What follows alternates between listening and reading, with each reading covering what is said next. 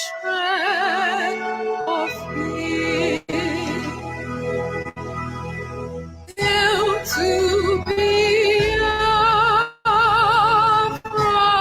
consecrated nation, oh fatherland,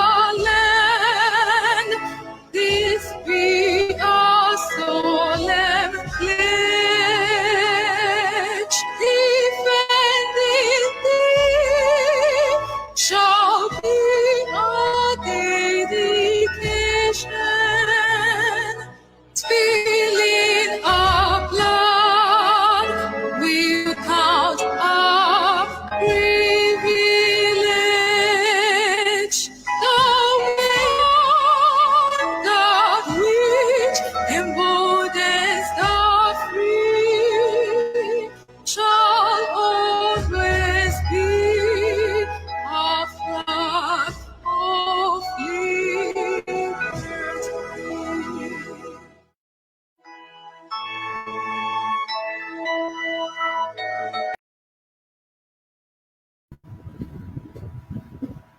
Good morning, good afternoon, good evening, wonderful people, great Biafrans, people of goodwill, lovers of freedom. I greet you this afternoon, this morning, this evening, based on your location. My name is Mazi Obaleze Chukwubikem. I am a Biafra. I am from Enugu. Enugu is the capital of Biafra land.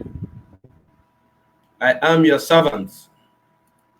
I am here this evening to bring to you this exciting program to set record straight and write the history by myself, handling my pen. If you are a Biafran and you like what we are doing, and you are a lover of freedom, and you love Nnamdi Kanu, you love Mazi, and you love this Biafra restoration program in totality, there is something you're going to do for me. Only share button is all I want from you. Share this program and make it go viral, make it go to get to the end of the world, that they may know that we have come to restore a nation that we should be proud of. A nation we can be proud of, a nation we can call our own nation, a nation of equality, a nation where inequality will not play any role, a nation where nobody will come and reign supreme, a nation where cabals will not reign supreme, a nation where after going to your schools you will be able to have jobs, a nation where you will be able to bring to the table whatever you have that is God-given talent as a Biafran, a nation where Ijoman is going to be recognized as a Biafran, not as an Ijoman, a nation where an Igbo man will be seen as a Biafran, not just as an Igbo, a nation where we are not going to trade in part Nigeria put us together, a nation where security will reign supreme, a nation where accountability will take places, a nation where our children will grow up to see a edifice built by us, a nation where our mothers will not be raped in their farmland, a nation where our sisters will not be raped and be carried away, a nation where our old fathers are not going to remain at home and not receiving their pension salaries. We are talking about a nation where our mothers will not be killed and butchered like animals.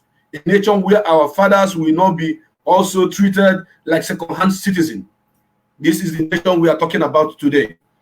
And if you are one of us, you are from Biafra land, you like Biafra, you love freedom, and you are supporting this struggle under the leadership of Nnamdi Kanu, what you have to do is to share this program.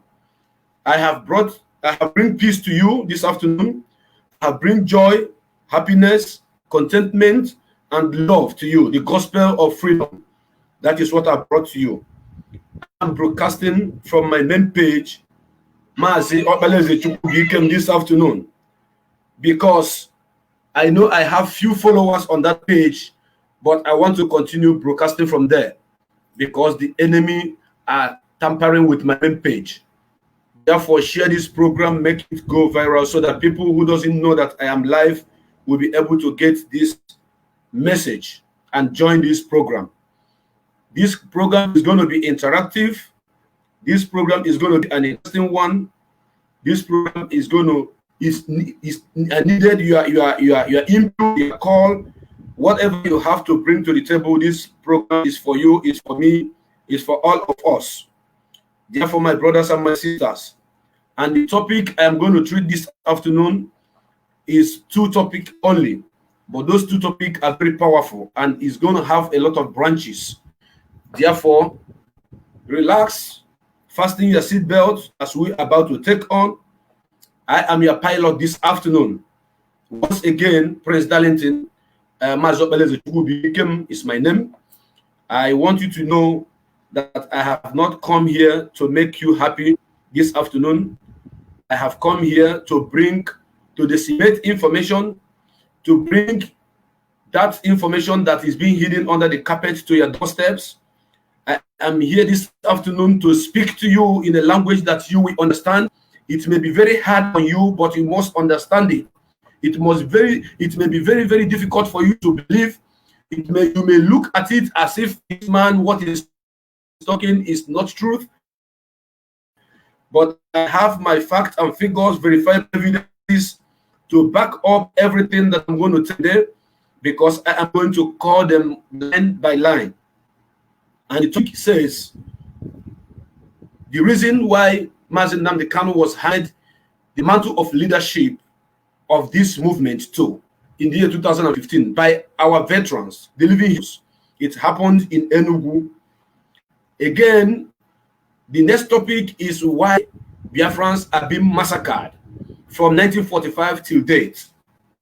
In case you don't know, there is a reason why Biafrans are being massacred in this contraption called Nigeria. And I am going to bring it to you live and direct as it is hot. Like I said before, I am here to do justice to all important issues that is on our table. Those issues, a lot of you have taken your eyes out of it. Those issues, a lot of you are not taking it serious. Those issues, a lot of you are not even talking about it because you think that you are safe wherever you are, because you think that you are okay, because you think that you have relaxed, because you think that everything is okay for you because you are living in America, you are living in London, you are living in Dubai, because you are living in Malaysia, and you are thinking that everything is okay for you. Therefore, this afternoon, I will commit this broadcast in the name of Chukwu. Therefore, let us pray. Heavenly Father, Chukwu kikabia mapulimi ihe niile. Ezekele n'igwe ka na maka ife dị n'ime ya. We are children that this afternoon. Father, I call upon you this afternoon to come and be with Biafrans wherever they are worldwide. Father, come and bless your children. Father, come fight this battle for us. Lord, remove our enemies, those who want us dead. Father, Lord, we call on you in time of trouble and you answer us. Therefore, on this day, we call up you once again to come and be with us on this broadcast. Father, come and be with our brothers and our sisters wherever they are, wherever they are domiciled. Lord, bless them. People say that Igbos like money. People say that Biafras like money. Therefore, this afternoon, I decree that if we like money, Father, let money like us too. Let wealth begin to locate all Biafrans wherever they are, those that are supporting this struggle from all flanks of the world. May everything you people touch this moment turns to gold. May everything you do turns to gold. Whatever that you are doing for a living as a Biafran, may God bless you richly. Father, Lord, give us life upon life. Father, we are not going to bury our children. Accident shall not befall any Biafran man, any Biafran woman. Wherever we are in the world, scavenging, because they have chased us away from our land, because they have sent off us away from our land. Therefore, this afternoon, Father, we are asking you to give us victory. to restore our nation for us, so that our people who have scattered all over the world shall return and sing the Lord God's song in our own land. Therefore, I take authority from third heaven this afternoon. I silence every principalities and powers of darkness that is fighting against this struggle, that is fighting Nnamdi Kanu, that is fighting against IPOB. I send all of them, all the enemies of this struggle. I send whatever that they have sent to us back to the sender. Every arrow that have shot against us, we return it back to the sender. Therefore, I stand upon this rock this afternoon to proclaim that Biafra is our nation. We shall live and see Biafra. And in Biafra, we shall all enjoy. And thank you, Lord, for answering this prayer. In the name of Chukwu Kabiama, I decree. He said, my brothers and my sisters, once again, my name is Majo Beleze Chukwu. If you are with me this afternoon, or morning, or evening, however the time may be, wherever you are domiciled, I welcome you to this program. I am your anchoring this program as in the heart. Now, so at the bring. Therefore, I want to start by telling you the reason why the mantle of leadership was handed over to Nnamdi Kanu. When it is time, I will open my line, and those of you that want to call, that want to contribute to this program, to contribute. But do me a favor. I don't have much follow on this my Facebook page. Therefore, do me a favor by sharing it and liking the page. I know that 1,000 miles journey starts with a step. On my wall, I have over 15,000 followers. And on my page, I have few followers. And whenever I'm broadcasting on my wall, I have a lot of attack from the enemies of progress, from the enemies of Biafra freedom. Therefore, this afternoon, I decided to start broadcasting from my wall, from my page. Even if it is only 5 people that are watching this program, please share it, because it's going to contribute to what we are doing. So I don't want multitude. What I want is those who are serious in the business of freedom fighting. They are the people that I am here talking to this afternoon. Therefore, I want to start by telling you to like my page and share the program, so that those who doesn't know that I am live should see it. And also, there is a notification button that I expect any one of you to click on, so that you'll be notified whenever I am live and speaking to the world. I'm here once again to do justice to a lot of abnormalities in our land, and I will tell you the reason why they have been killing us, and there is no reprisal. Nobody is fighting back. I'm going to discuss about it this afternoon, and I'm going to mention days, years, which they have killed us, how many times they have killed us, and the reason why nobody is doing anything apart from this IPOB and Nnamdi Kanu. My brothers and my sisters, as you have fasting, you have seatbelt to relax and chill with a bottle of water, a bottle of beer, a bottle of soft drink, anyone you are taking, even in Kobe Oba and Dokboro, relax and enjoy this program with somebody. So, my brothers and sisters, who is Nnamdi Kanu to you? I don't know whom he is to you, but to me, he is a savior. He is a liberator. He is a true freedom fighter. He is God sent. He is a colossus. Nnamdi Kanu is, I call him an enigma. Nnamdi Kanu represents light. Nnamdi Kanu is an epitome of truth. Nnamdi Kanu is an epitome of everything good that you can think of. That is who he is to me. To you, you have a lot of things that he may represent, but to me, I've mentioned few which Nnamdi Kanu represented in my life. Because without Nnamdi Kanu, I don't know what would have been happening to me and my family today. So Nnamdi Kanu, when he started this struggle, when he started broadcasting on Radio Biafra, when I heard his voice, I knew this is the man. This is a man on a mission. They have come that Biafra may be restored. Yes, and when he started broadcasting on medium wave radios Biafra, which was so much expensive to be maintained, and so many people were not listening to him because he's not listening to stuff with wicked is good and fine, but along the line, He noticed that Mosob Wazulike was doing it part. Wazulike was doing a lot of things that are not in the right path that will give us Biafra. Example of one of those things Wazulike was doing was he printed Biafra international passport. He was selling it to people. He was using Nigeria passport to travel. Wazulike printed a plate number, vehicle plate numbers. He was selling it to people, but he was using Nigeria plate, special plate number. There was a lot of things, abnormalities. Was where we go and pay newspapers to write something and say that Biafra is coming tomorrow, is coming next tomorrow, and the people will be jubilating, and at the end of the day, there will be no Biafra. Wazulike have done a lot of things in this struggle that made a lot of people that have actually made the struggle so difficult that people were not believing in Nnamdi Kanu when he started this leadership of Biafran movement under IPOB. Wazulike have done a lot of things. Many things was done under Wazulike. Under him, there was no solid media outfit that carries the voice of the people that he is fighting for.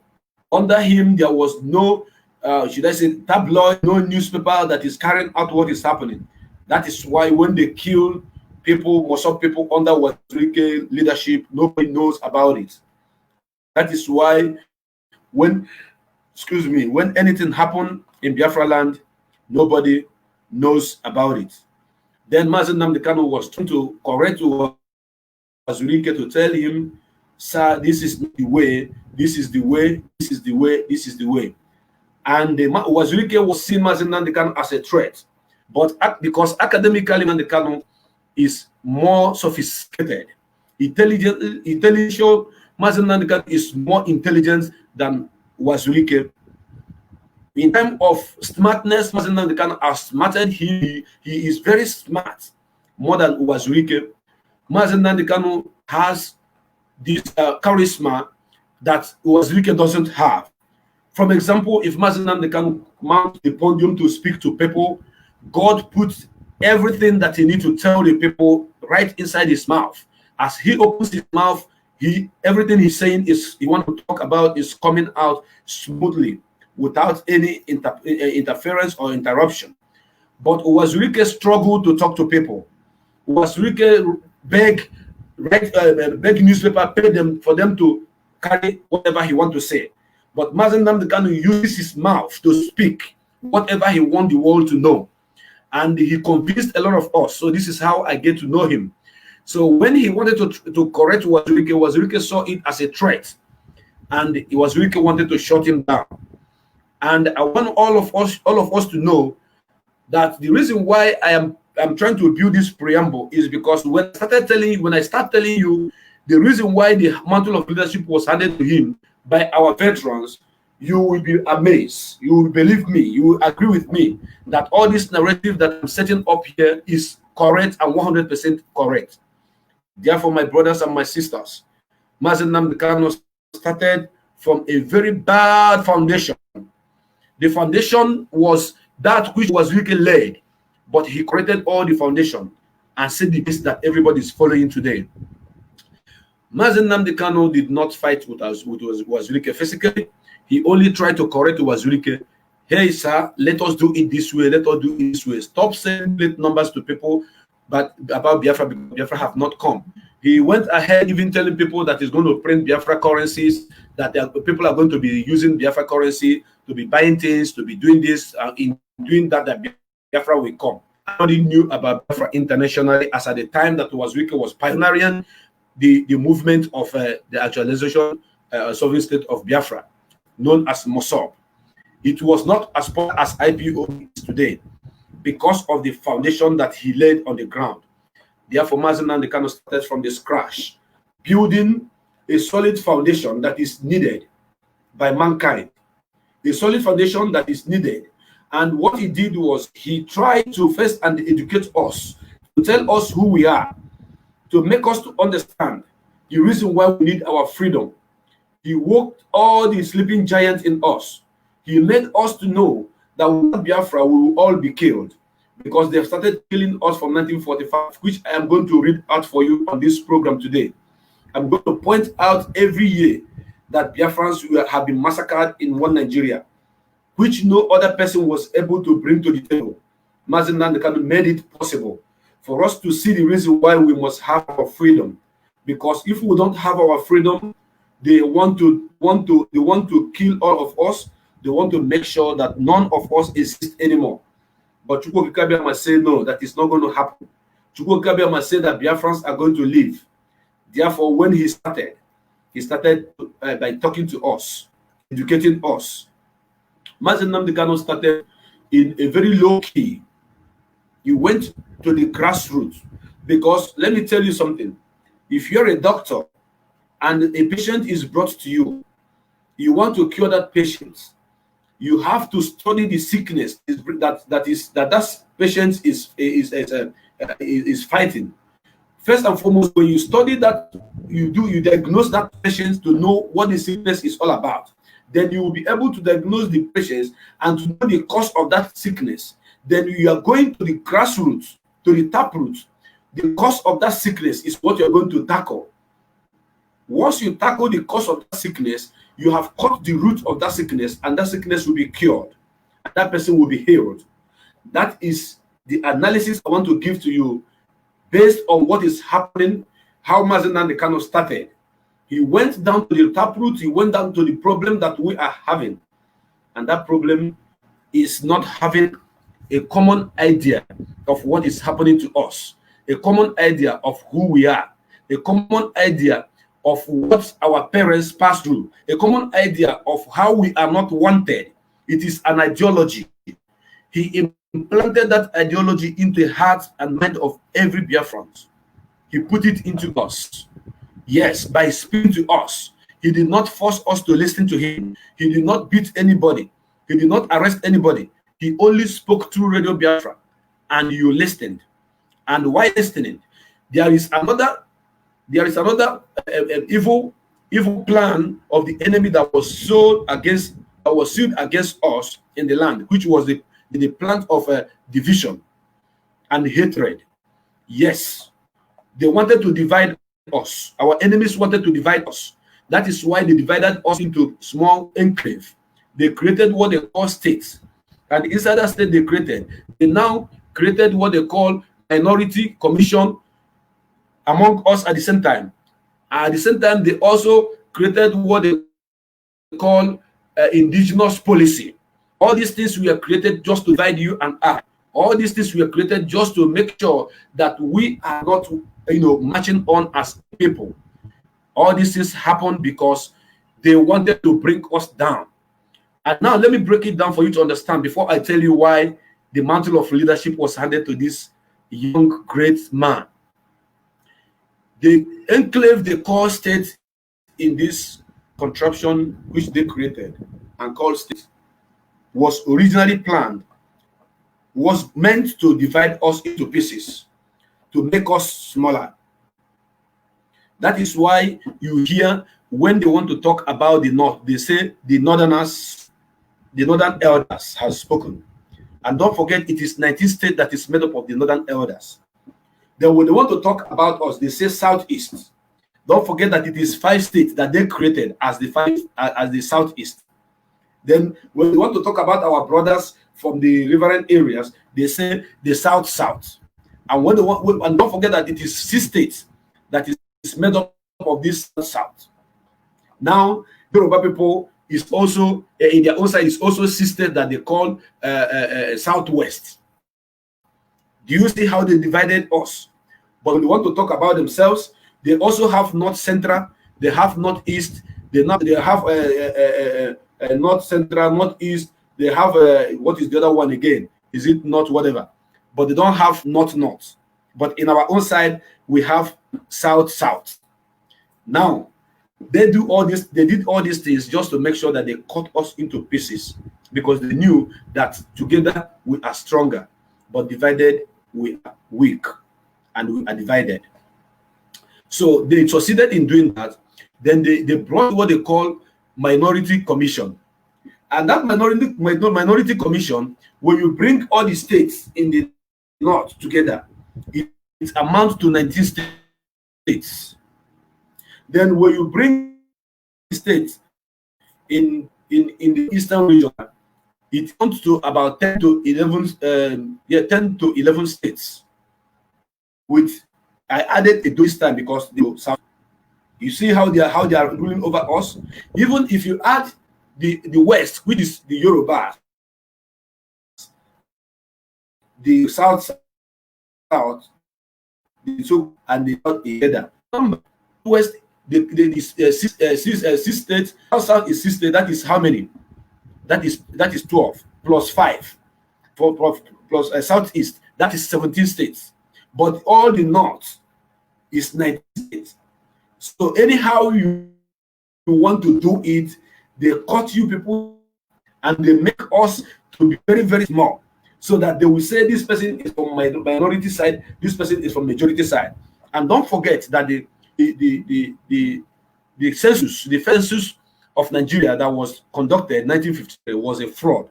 They gave them high number so that they will rule over us with that number, so that they will get more allocation with that number.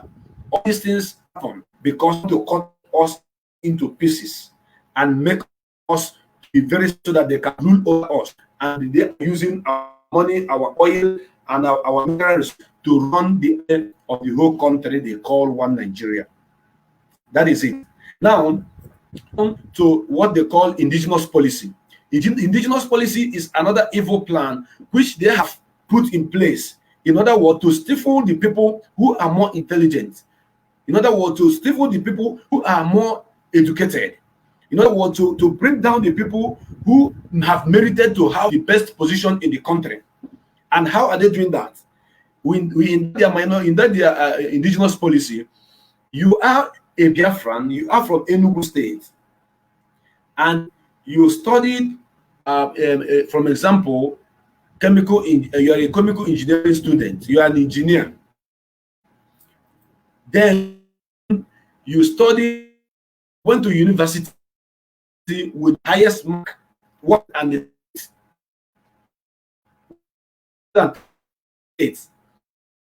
cut off mark UG is then also is Kanu State. Went to high institution with maybe 6 or 7 marks. You graduate, you come out of the first result or class operator, and the mark bonus with F9 or rather, he didn't have anything at all. He didn't know anything at all. Now you come to Bonu State, or let's say you come to Abuja, or let me use for example as a Biafran. You go to their land, and a job is there for both of you. Don't forget that you are more intelligent, you are wise, you are more sophisticated, you are more qualified to have this job because you knew that you went to university to study. You did it perfectly okay, better than the man from the north. Now, when you tender your CV simply means curriculum vitae. You tender the CV that you want to get this job, and the man from Bonu who went to university with only 6 or 7 marks tendered his own. Once they open both of your CVs, you want to see your state of origin. On that state of origin, states where you came from, the local government, automatically your state of origin says Enugu. And the state of origin of the man who is from Bonu State, Boronu, originally you are not qualified for that job based on that statistics that they have put on the ground.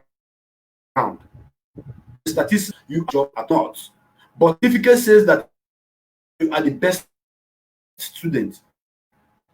It says that the best engineer to do this job, but because your name is Chima, because your name is Chiamaka, because your name is Chukuma, because your name is Ngozi Chukwuka, because your name is Chikim, you are not qualified. That is the danger. That is how will I put it? That is the injury.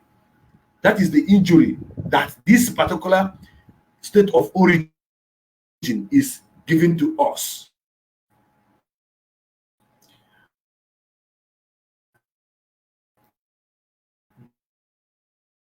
But don't forget, it's time. It is for census in both. You will be counted among the cities for the formula of a market drawn from. So don't you from you? Yes, in order if the people in is 1,000 and people are living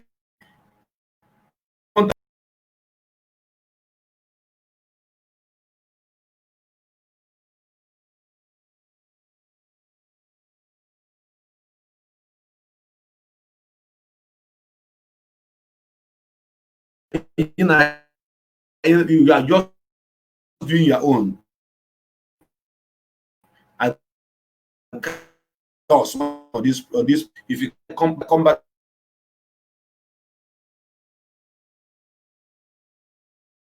I must finish work. Why are these before have done the leadership given to let me humble. So if you're from example, if 100 any people in you will not counted as Enugu person. You'll be counted as a grown person. But it is time for job be given to people living in Brunei. You will not have opportunity to have that job because you are not from Brunei. When it is time for number that will bring the sharing of of national cake to Brunei, you will be counted. This is what has been happening to us, time without number, so many times without number. They have set it as their own evil plan to bring us down. Do you understand it? And don't forget, the reason why the man from Enugu, the man from Anambra, the man from Ugbocha is going to Borno or to Abuja or to Sokoto is because in our land, they underdeveloped our land. They do not allow us because we are into commerce, we are into business. Most of us are into buying and selling.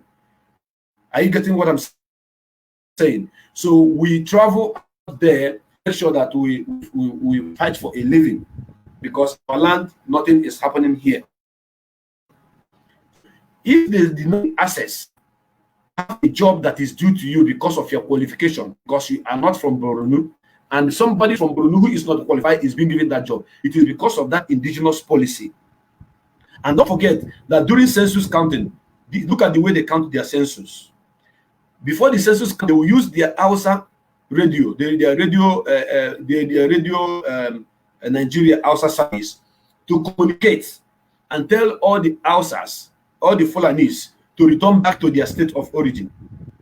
Yes, they have been doing it so many times and think we don't know. We know. As it is hot on this program, I will keep bringing it to you live and direct. They will announce to their brothers to return. That is when you see Dangote trailers. That is when you see Dantata trailers. That is when you see all the trailers, all the tippers, all the 911 from the north coming to the east, coming to the south, taking them freely, free of charge. Free of charge. They return all of them to the north so that they will be counted in the north. Once they are done, going back to their side, they will tell our people nobody should go, no problem, you have to be counted where you are. But their own people have been returned back to the north. Now, when it is time for the census, in our land, they will enter our houses, knock upon the door, our mothers, our fathers will open, Mr. Keke will bring out his wife, Mbafo. Or you call all your children, all the children of Mr. Keke come out. They will count them, nisi, one head.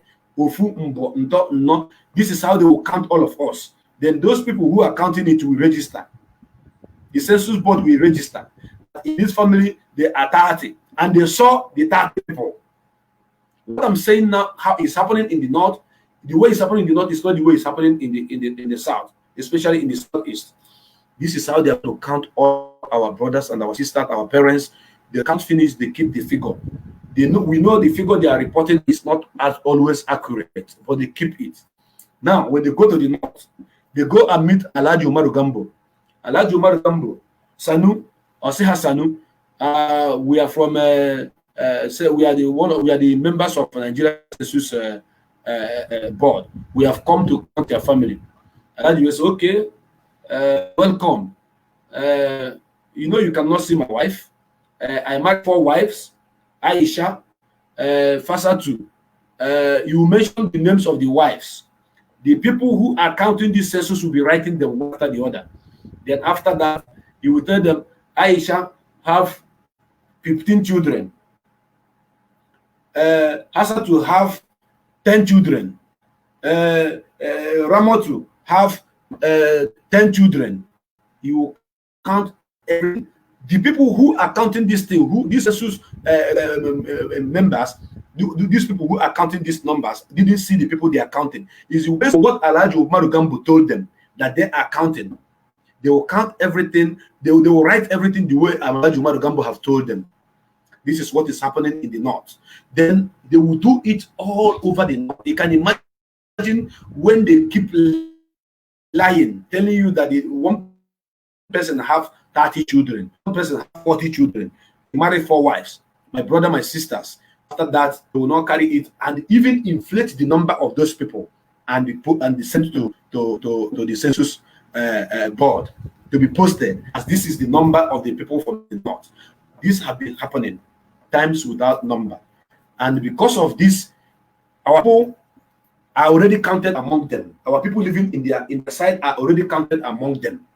In our own side, we are counted the remaining people in our land. Those our people who are living in Lagos will be counted in Lagos as Lagosians. Then we, knowing fully well that we traveled more than them, we will be counted based on how many we are in our land. But they will first return to their own land before they will be counted, and they will count us among them too. This is how they keep telling you lies, that they are more in number than us. Some of you do not know the man known as Mazi Festus Odumegwu. He was the chairman of Nigeria Census Board. He was former chairman of Nigeria Census Board. Chairman Festus Odumegwu was removed from seat because of only one reason. He challenged the number of the north and the number of the south. He told them that there's no how you can tell me that we that are living in the south, in the rainforest, can be compared with you people that are living in the desert. The inhabitants this side is more populous in number than you people. To have big land, yes, but people, human being, the inhabitants are more in our own side. They asked him how. Can you explain? He told them, allow me to conduct a free and fair census in Nigeria, and you will see the number we match. You will know who is great in number and who is not greater in number. Then they asked him, how are you going to do it? Mazi Festus told them that number one is going to be biometric. It's going to be biometric. We know that they used to manipulate biometric. One, we know, but at the same time, one person cannot be counted twice. And he's going to be declared that everybody should return to his hometown to be counted there. It's going to be a massive exercise that Igbos return to the east, Hausas who are in the east return to the north, Yoruba who are in the north come back to the west, Igbo who are in the west come back to the east, Yoruba who are in the east go back to the west. Let's do it like this and count and see what is going to happen. Immediately he said it, they begin to see that what this man is saying is truth, that the man really want to open their nyash. And they begin to fight him to make sure that they kick him out as the chairman of Nigeria Census Board. He told them that if the northern part of Nigeria is more populated than those in the south, why is it that Libya is times Nigeria is Nigeria land mass times 2? Why is it that Nigeria is more populous in number than Libya? Why is Sudan is like Nigeria times 3? Go and check the map of Sudan before they divided. Even now that they divided, is Nigeria times 2. Go and check the map. You will see it by yourself. Why is Nigeria more populous than them? Why? What about Tunisia? What about Egypt? These are the countries that have more vast of land more than Nigeria.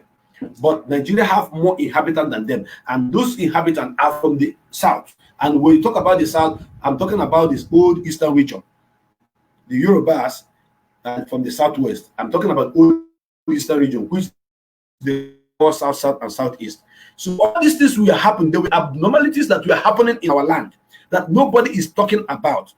But it was Nnamdi Kanu who came on Radio Biafra and started telling the whole world the truth about all the narratives I'm giving to you right now.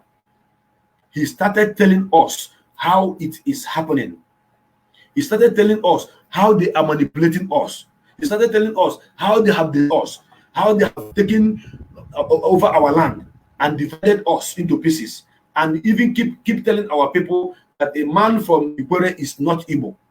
Telling our people that a man from a place you know as Abo, Ukwane, you said Uku, Ahabibo, that they are not Igbo.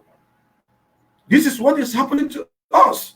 It was Nnamdi Kanu who came to build this foundation, to put that ideology into us, to know that in as much as we want to have our freedom, we have to do what? We have to just know who. Because if you don't know who you are, you cannot know anything, you cannot tackle anything that is happening to you. You must first and foremost acknowledge who you are. Then you'll be able to know the problem happening to you, why it's happening. So Nnamdi Kanu came and destroyed all the lies.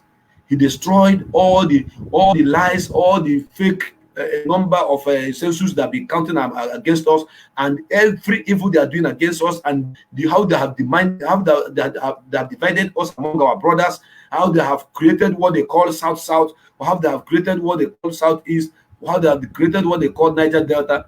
And by the way, the Niger Delta, there are Igbo, the place they call Southeast, that is among the Niger Delta. That is where God catch all of them, because they say it is oil producing state, and they call it South-South. Now, when our people want to have, when the Northerners want to have their meeting, they call it the North. When they want to finish us, they say the North have spoken. But when they come to our side, they say Igbo. They say Igbo and the South-South. Don't forget that South-South is not our language. But Nnamdi Kanu came and destroyed all those things with only a microphone, without a bullet, without a gun. Nnamdi Kanu is the first person that reminded us that we should build a cenote for our fallen heroes and heroines. That we should remember those that died for us to be alive. Nnamdi Kanu is the only man who came out to let our people know why the dead must be remembered. Excuse me. People that must be remembered. It was Nnamdi Kanu who started in the year 2014. Year 2014. Yes, 2014, to remember our fallen heroes. He first hosted it in Ogun State in 2014.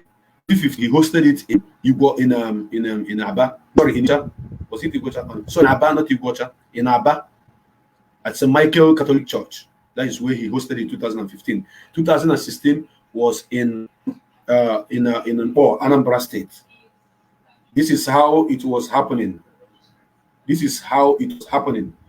And our leader, Nnamdi Kanu, when he built that cenotaph, he built it to remember our fallen heroes, which was later broke. On that very day that he remembered our fallen heroes in Enugu, something happened. Our fallen heroes handed him a flag. They gave him a flag. The flag that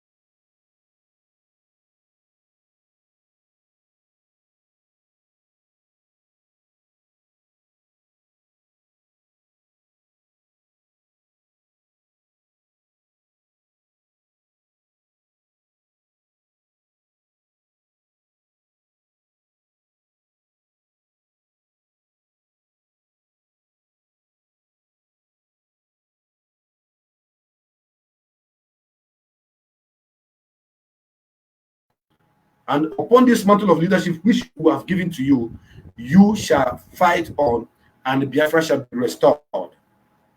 While Uwazurike was doing his mosob, there was no time that anybody, hold on, please. There was no time that anybody acknowledged him. There was no time that anybody acknowledged him and give him any mantle of leadership to lead Biafrans. There was no time our fallen heroes acknowledge him and do anything similar to what he did when Kanu. But do you know, because his son is on the right path, and the man using for his move. So that doesn't, for him to organize that Remembrance Day, 8th of May, as the day that our heroes and heroines shall be remembered, for him to have done that, it is a testimony that he have honored the fallen heroes.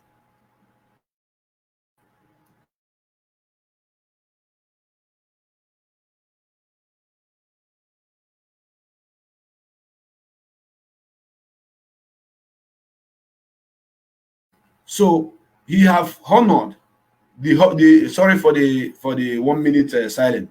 He honored them. He remembered them. We all over the world, IBOB all over the world, honored our fallen heroes, which have never been done for the first time in the history of Biafran freedom since after the war.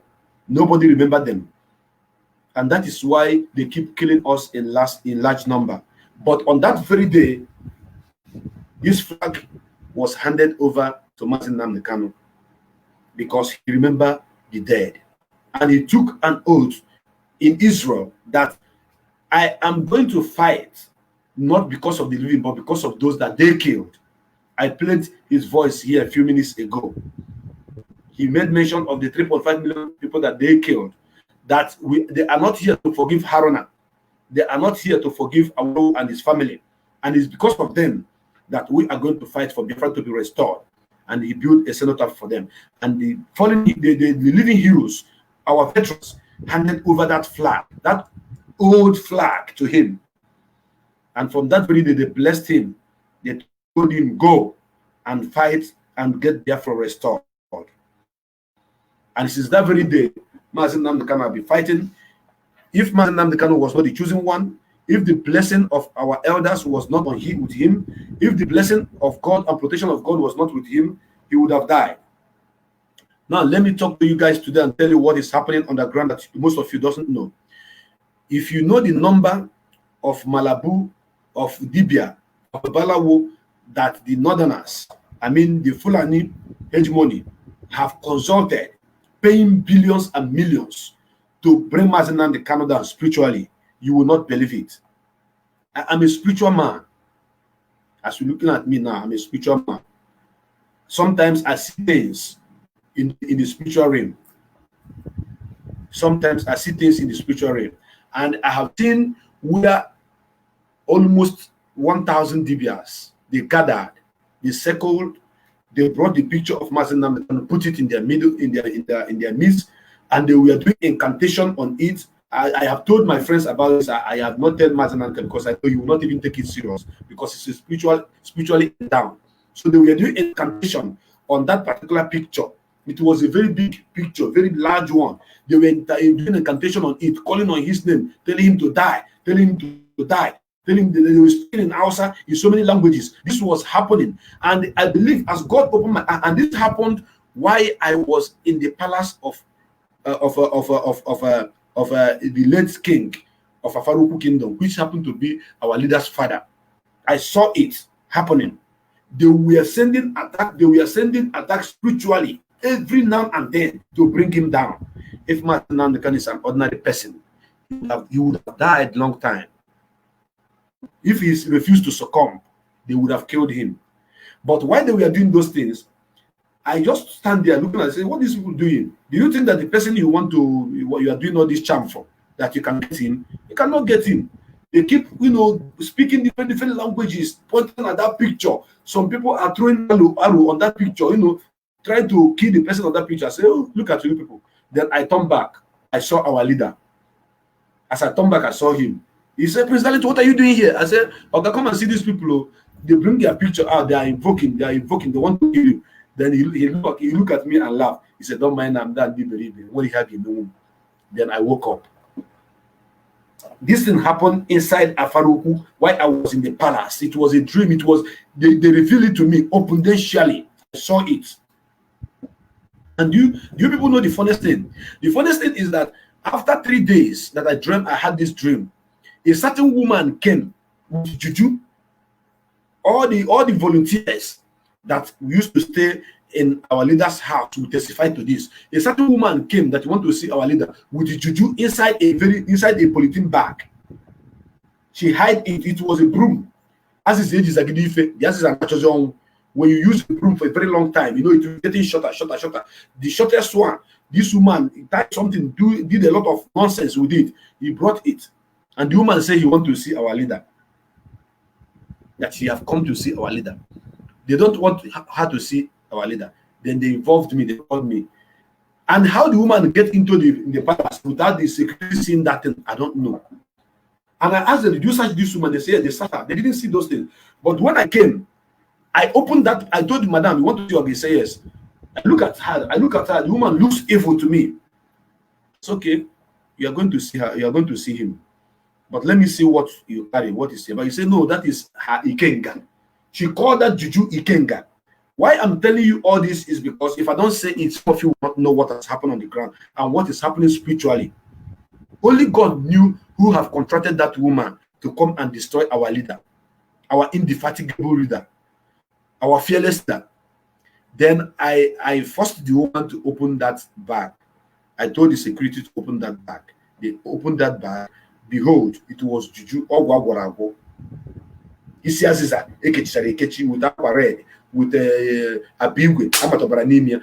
The security who are watching this program, we testify to what I'm talking about. Yes, I am the one who opened that. God showed me 3 days that they were doing juju for our leader. On 3 days, then I saw this woman. That is to tell you that the battle that Mazi Nnamdi Kanu is fighting, that of spiritual, is more bigger than physical. And he is a man that was chosen for this, for this restoration program. That is why our fallen hero, our living heroes have seen it. And they blessed him and gave him that mantle of leadership. Anyway, the story is not the purpose for this broadcast. The woman, I sent the woman away. I said, you're not going to see him. He started shouting that because of that Biafra will not come. That she is the one who is holding Biafra. That what I saw in her bag wasn't juju, it was her Ikenga. Ikenga, you want to bring a Ikenga to, as I say Ikenga to come and see our leader. Madam, go away with your Ikenga. We don't need it here. So if you think that Mazi Nnamdi Kanu is an ordinary person like me and you out there, you are mistaken, because he is not. And those people that gave him this flag and ask him, this is the mantle of leadership, take it and go and bring Biafra for us. They are not ordinary human beings as well like you. Some of them are traditionalists. Some of them are pastors. Some of them are reverend. Are you getting what I'm saying? They are powerful men. So they might have seen something. They might have seen something inside this man that made them to say, let us give this man this mantle of leadership, because he came with truth. So, and another reason why this mantle of leadership was handed over to him, that is very, very important for you to know, is that Nnamdi Kanu, if you're a history student, you go back to read what Nostradamus said about a great nation that is coming, located at the trigger of a gun. You will understand what I mean. Nostradamus, 400 and something years and some years ago, have prophesied about all the things that is happening in this world. But Nnamdi Kanu is prophesying, and it is happening right in our present. All the things that Nostradamus said 400 and something years ago did not happen in his present. Go and read the history again. None of them, none of the thing that he prophesied, or should I say he said, or he said was going to happen, happened in his presence. It was 400 years after all those started happening. If you want, I'll give you one or two examples. He talked about a black man that is going to rule America. He talked about the World Trade Center, and it happened. He talked about many things, and it happened.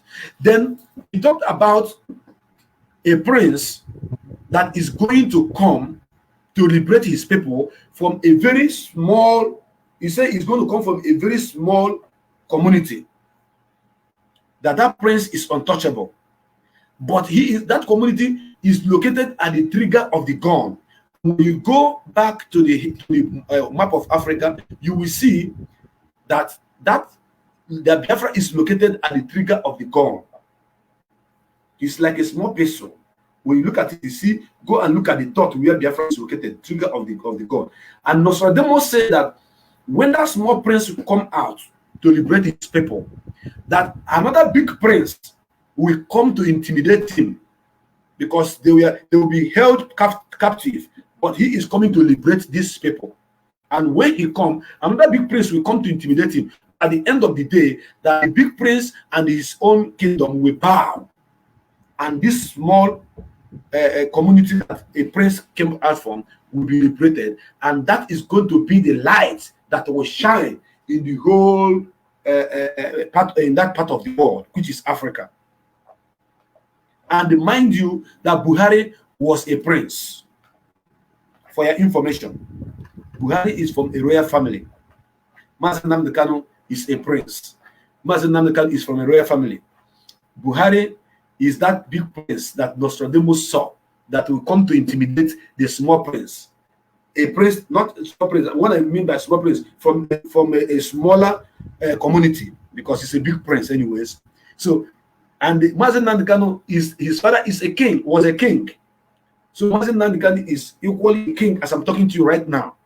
So all these things are the fulfillment of the prophecies of Nostradamus, which was prophesied 400 and something years ago.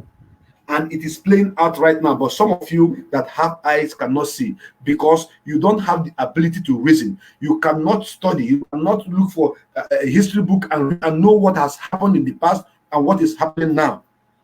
These are the problems that we are facing. But Nnamdi Kanu, why he is different and exceptional, is because when he says something right in our eyes, why he is still alive, those things he said come to pass. Everything that Nnamdi Kanu have prophesied over have come to pass, one after the other. The only remaining thing that Nnamdi Kanu said that have not come to pass is the coming of the nation of Biafra. And now he is telling us to work hard together that Biafra is coming this year, 2020. Mazi Nnamdi Kanu is not Chukwu Okike Abiama, but Chukwu Okike Abiama is using him as his own son, as his own prophet, to tell us what is about to come, what is about to happen, and all of them happened. I remember 2014, 2015, when Mazi Nnamdi Kanu was shouting on top of his voice, they are coming to kill you. And when they come, nothing will happen. When they kill you, nobody will talk about it. My brothers and my sisters, is it happening or not? It is. Mazi Nnamdi Kanu told you that they are coming to form their own, army, their own security, which they are going to use to kill you. They're going to use it to disseminate all of you. They're going to use it to destroy your land. Has it happened or not? It has happened.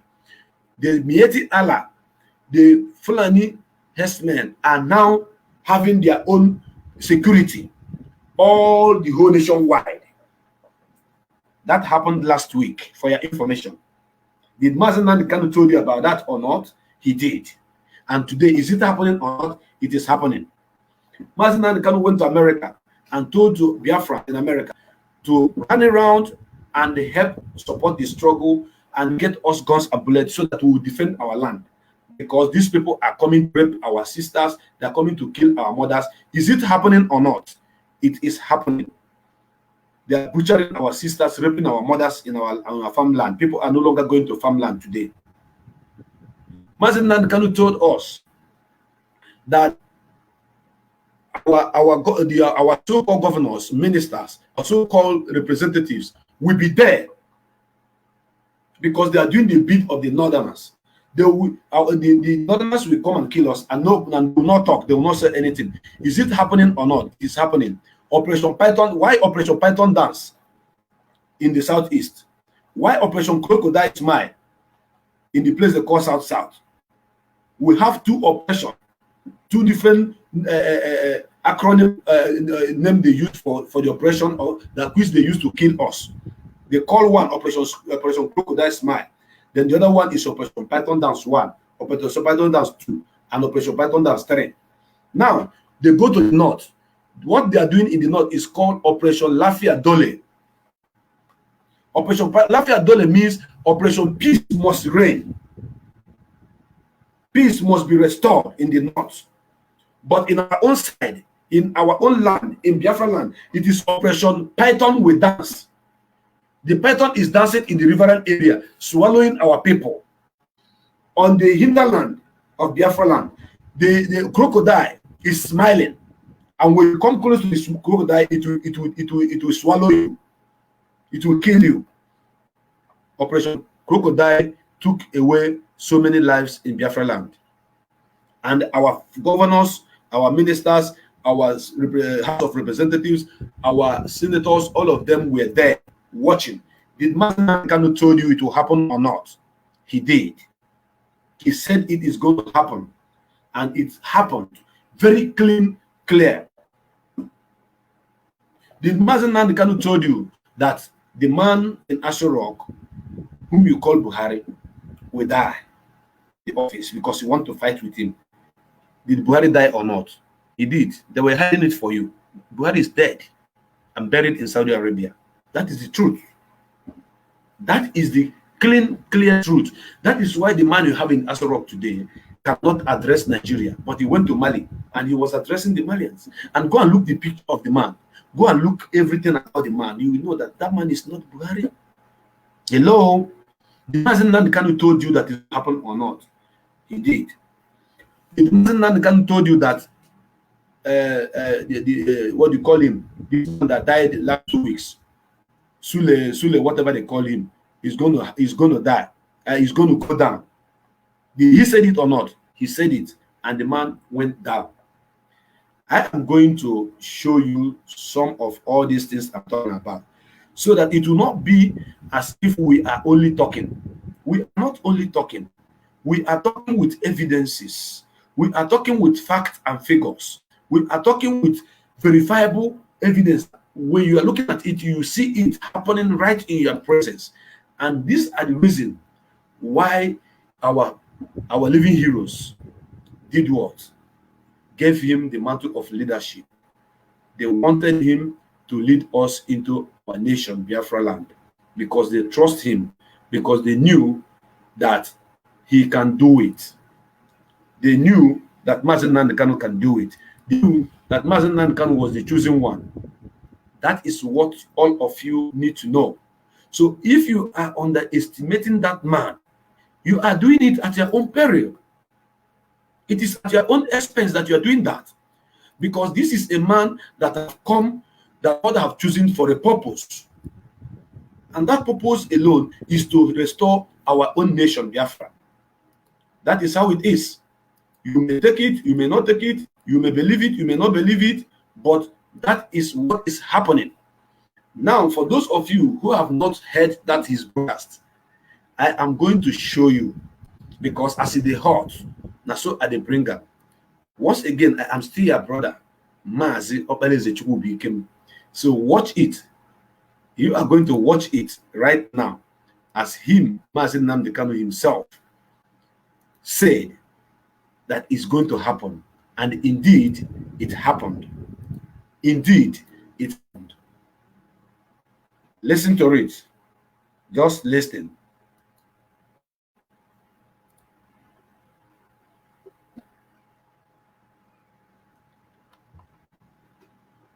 Hold on. Excuse me, please.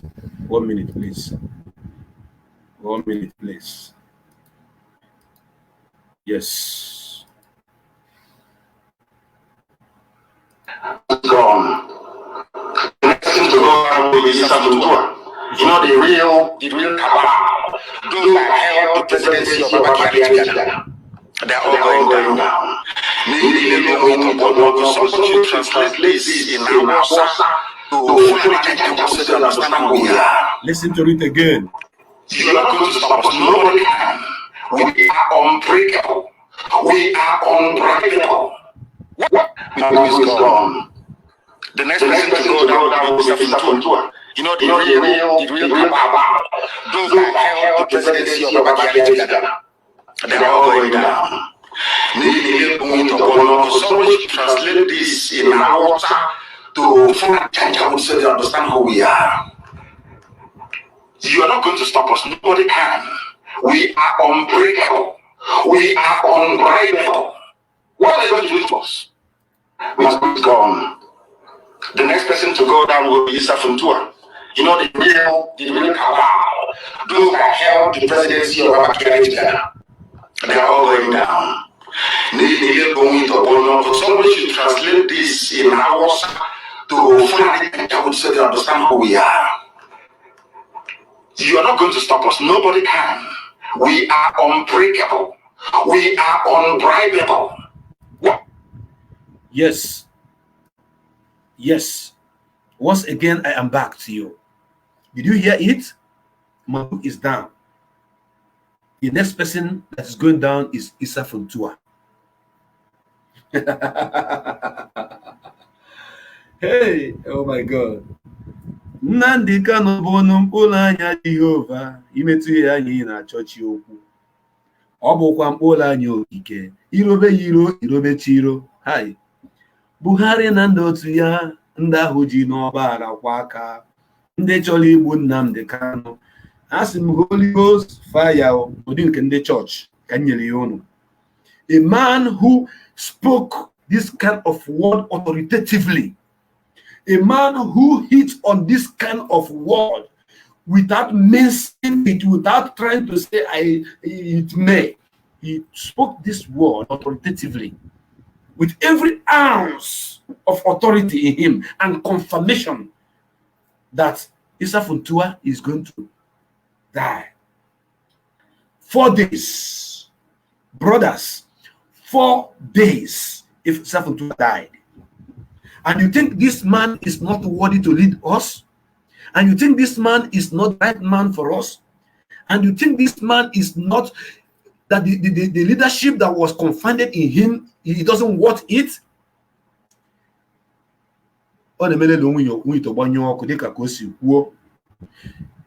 Listen, there is something that baffles me, gave me a lot of work to do, like thinking. I was reasoning. Issa Funtua was not announced sick. He was not sick in anywhere. Issa Funtua wasn't sick. There is no report that Issa Funtua is down with sickness. It was heart attack. Maybe he listened to the voice of redemption. That he is going down. Will be mappy on. Issa Funtua was not sick at all. At all. At all. And Nnamdi Kanu told you that he is going down. Just 4 days after Eke Olie Afo.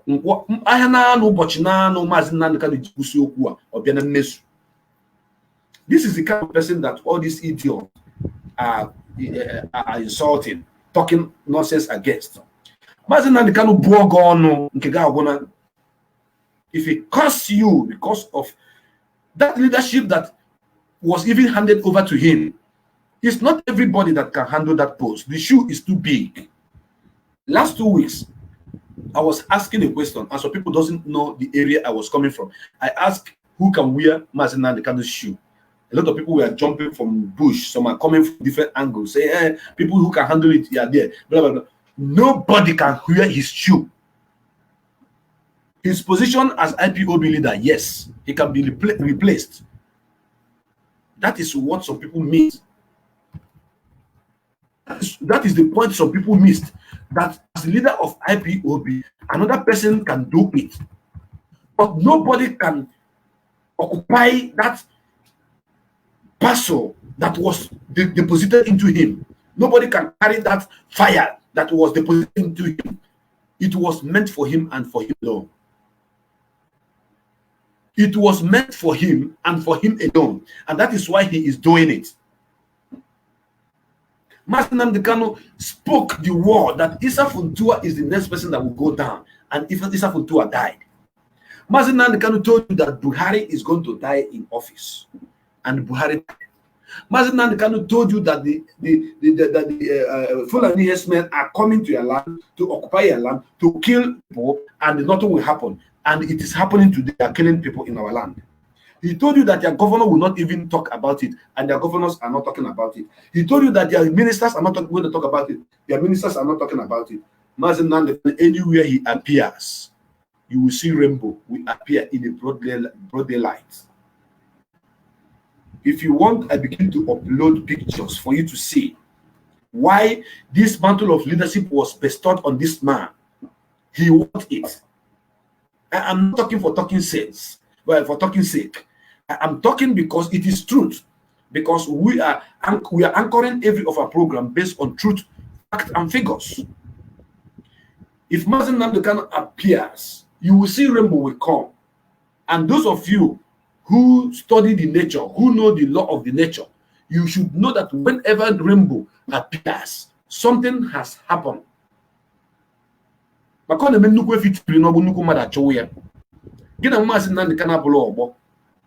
call him a small boy, you call him an internet fraudster, you call him a lot of names, but he is doing great things. Nnamdi Kanu have done great, protecting our land. Because of Nnamdi Kanu, we still have mouth to talk today. Because of Nnamdi Kanu, our land, people are still there, living as human beings.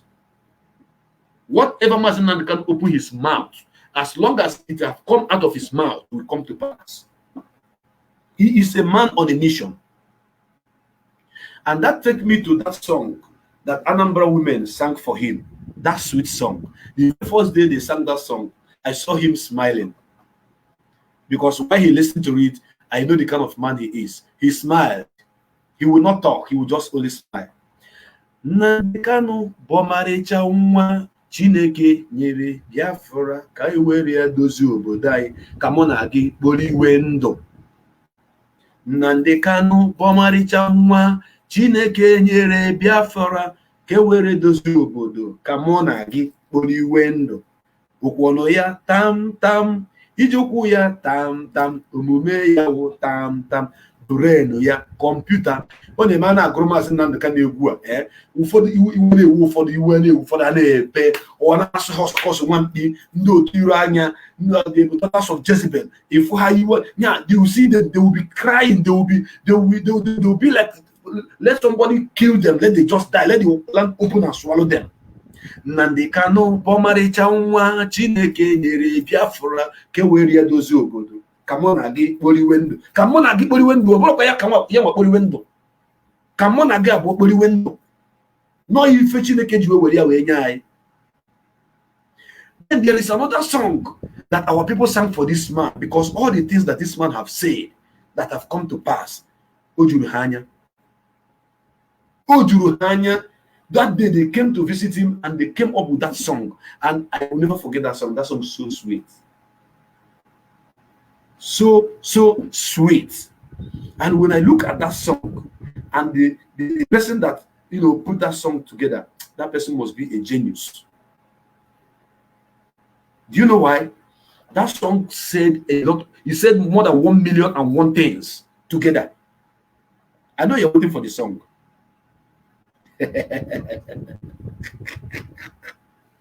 All of you are waiting for the song.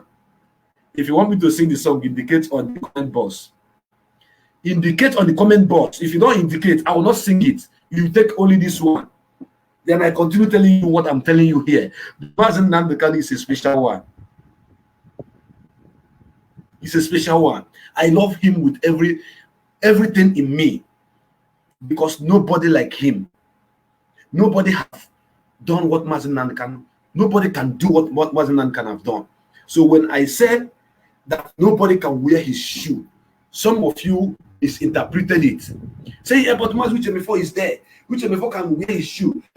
George Onyibe can do it. Chike Dozem is there. And if there's no Mazi Nnamdi Kanu, there is another Mazi Nnamdi Kanu. That is not what I mean. On the leadership level, anybody can take over the mantle of leadership. As a matter of fact, we have more than 1,000,000 Mazi Nnamdi Kanu out there. We have more than 1,000,000 Mazi Nnamdi Kanu out there. More than 1,000,000. But if it is not Nnamdi Kanu, it can never be him. There are people that have the spirit of freedom like him. But if it is not him, it can never be him. That takes me back to the advert of a Panadol. They say if it's not Panadol, it can never be like Panadol. So that song is coming. Only one person says sing it, sir. Only one person. Have you shared this program? Because the reason why I am bringing this hot to you as in the hot is because people were crying because Mazi Nnamdi Kanu have been given the mantle of leadership. And like I said before,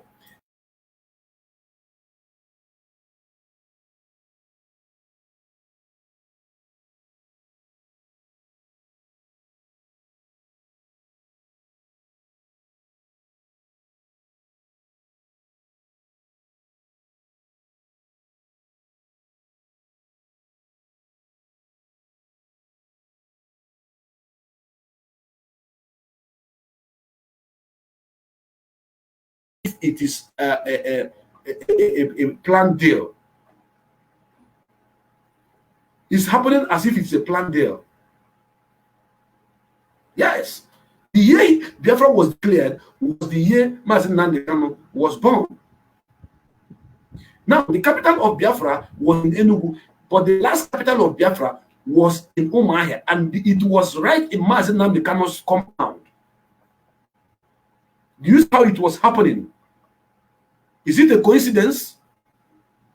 That Ojukwu Bonka, that last capital of Biafra, Ojukwu Bonka, was Mazi Nnamdi Kanu's father's land, his progenitor's land, his great-great-grandfather's land. If you don't know, you know it. And he was born the year that Biafra was declared.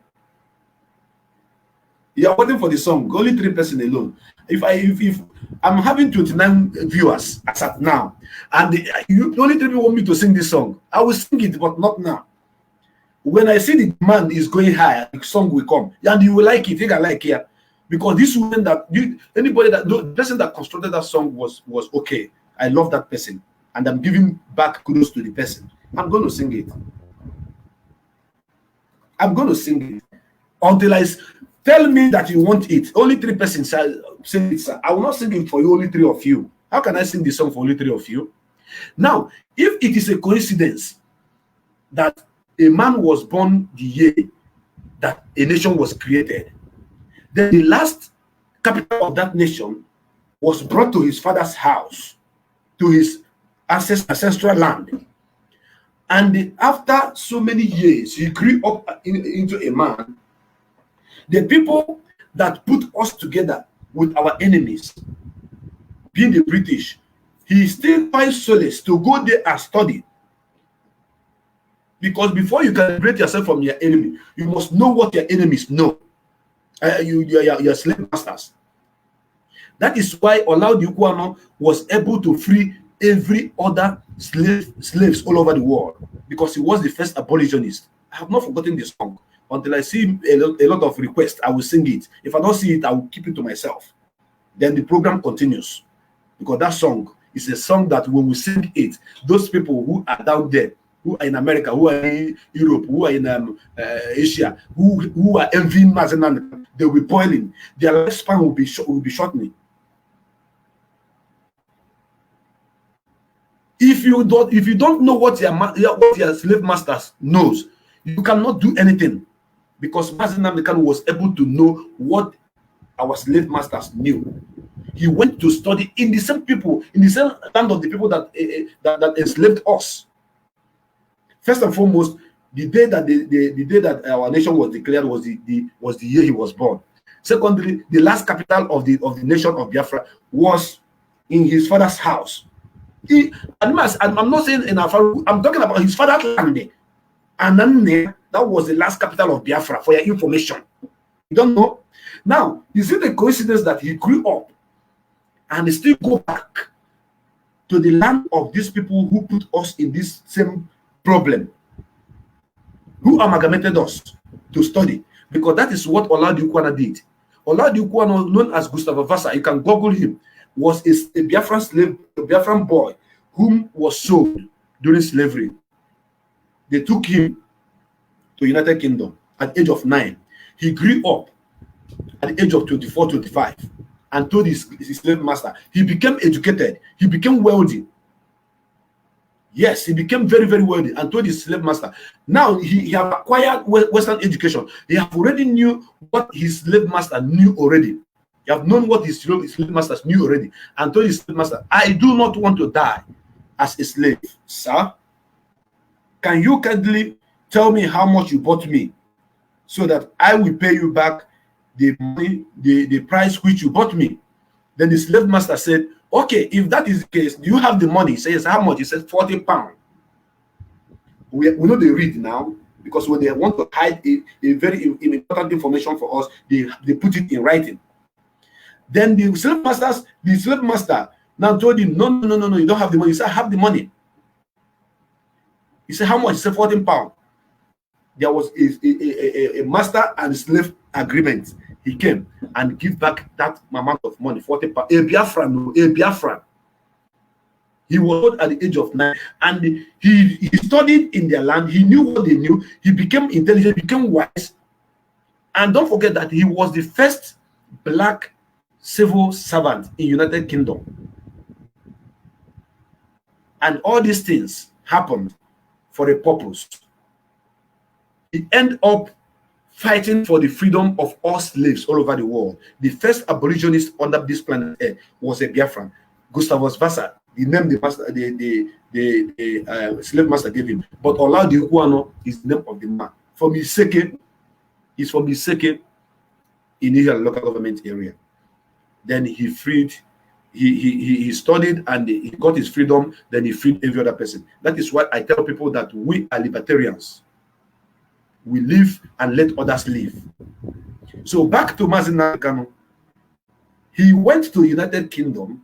He studied in the schools of those who have enslaved us, who have handed us over to those that were better than. He became well educated. He knew what they knew. He knows what they knew. He knows exactly what they knew. And he started fighting to liberate us. Just exactly the way that Gustavo Vassa Olaudi Ukwu did, because it was after 8 years of his death that slave trade was abolished over the world. After 8 years he died, the whole world abolished slave. So a Biafran was the first abolitionist, and before he was able to do that, he studied. He knew what his master knew. So now, looking at Master Nnamdi Kanu's case, he knew what the British knew. He studied in British land. He knew a lot of things. He became a contemporary history student.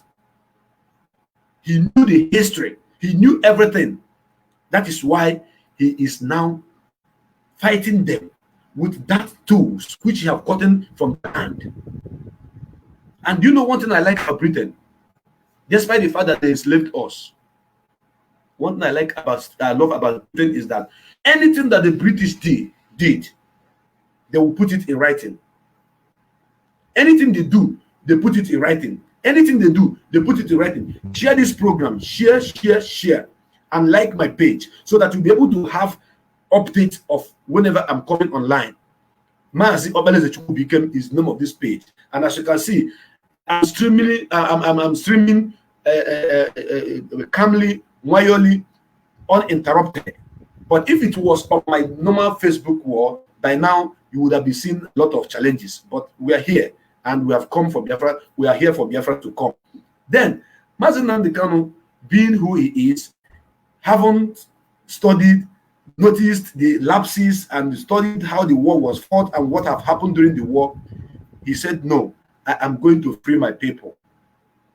He started freeing our people by speaking to us, by impacting knowledge into us, by giving us that ideology that we needed, by giving us that tools of truthfulness, that tools of, thinking of who you are, the value which we have. These are the things that Master Nnamdi can have implanted into us. People like me, brother, give me $1 billion, give me $100 billion, I will not touch it. I know how many times some people have tried while I was in Omahia to get me cornered, and they do one or two things. I told them, get behind me. I don't want to mention names. I speak to people that matters those days in the society because of my position. Yes. So what happened is this. I know all of you are hungry for this song. They say I should sing the song. I will sing it, but you have to come down. I only see how many people? 5 people. 5 people are asking, and I have almost 100 people watching. No, I can't sing it for 5 people. I cannot until I am satisfied with the people who demand for it. On the comment box, I will sing the song. And when I sing the song, you guys like here. You are going to like it. So, Master Nnamdi Kanu, the reason why this mantle of leadership was given to him is because if you watch the history of his birth, if you watch the history of Biafra War, how it ended, where it ended, and you follow up the history of where it ended exactly in his own father's house, and you follow up where he studied, he went back. Nnamdi did not go to America to study. He did not go to Malaysia. He did not go to Dubai. No, he did not go to Canada. Instead, he went to the house of the enemy, and the enemy are the British. The enemy of Biafra were the British. He went to their house, he went into their library, and you know one thing about them that I like about them, put everything they did to us in writing. They put it in writing. And that is one of the reasons why they advised the Nigerian government to make sure that history is obliterated from Nigeria curriculum. That is the reason why there is no history in Nigeria curriculum. They remove history there because they don't want us to know. But if you are opportune to go to their land to study there, if you go to their museum, if you go to the British Museum, you are going to see what I'm talking about. All the artifacts that they stole from our land is dumped in the museum. It is open there, you see it. Now let me shock some of you. Do you know that mark, mask? You see that logo? You see they use in First Act 77.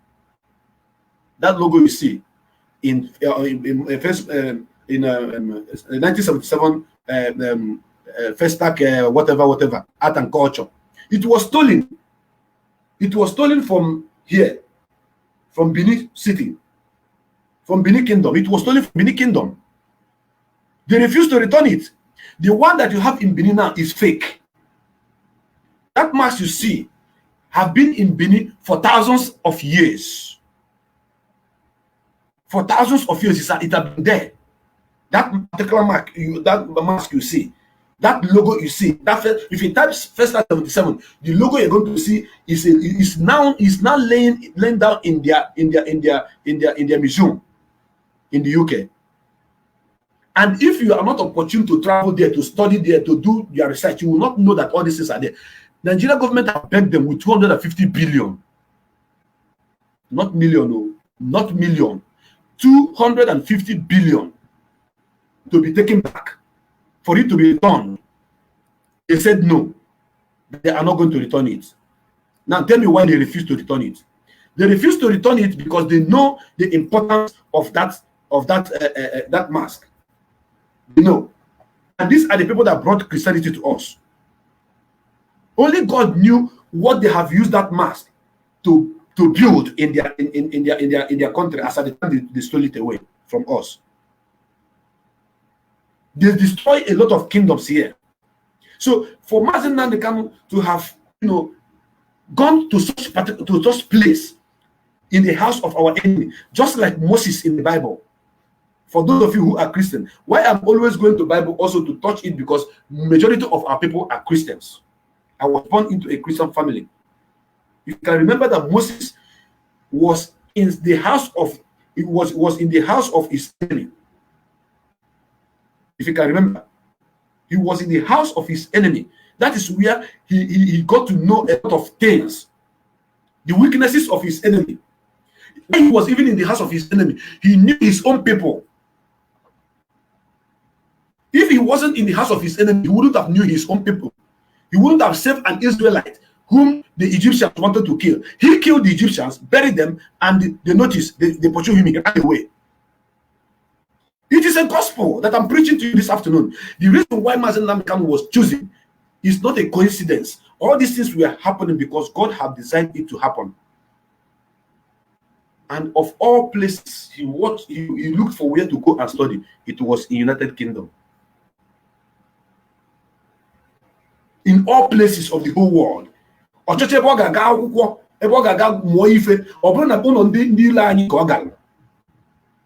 studying it finished, he now set up a radio station. He called it Radio Biafra London.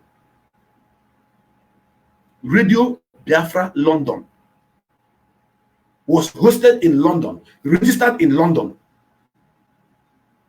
Yes, he was paying tax on Radio Biafra London, inside London. That is why the Nigerian government did everything they could to bring it down. They could not. Because Nnamdi Kanu went to the taproot. To the taproot, but most of you doesn't understand all this. But I do.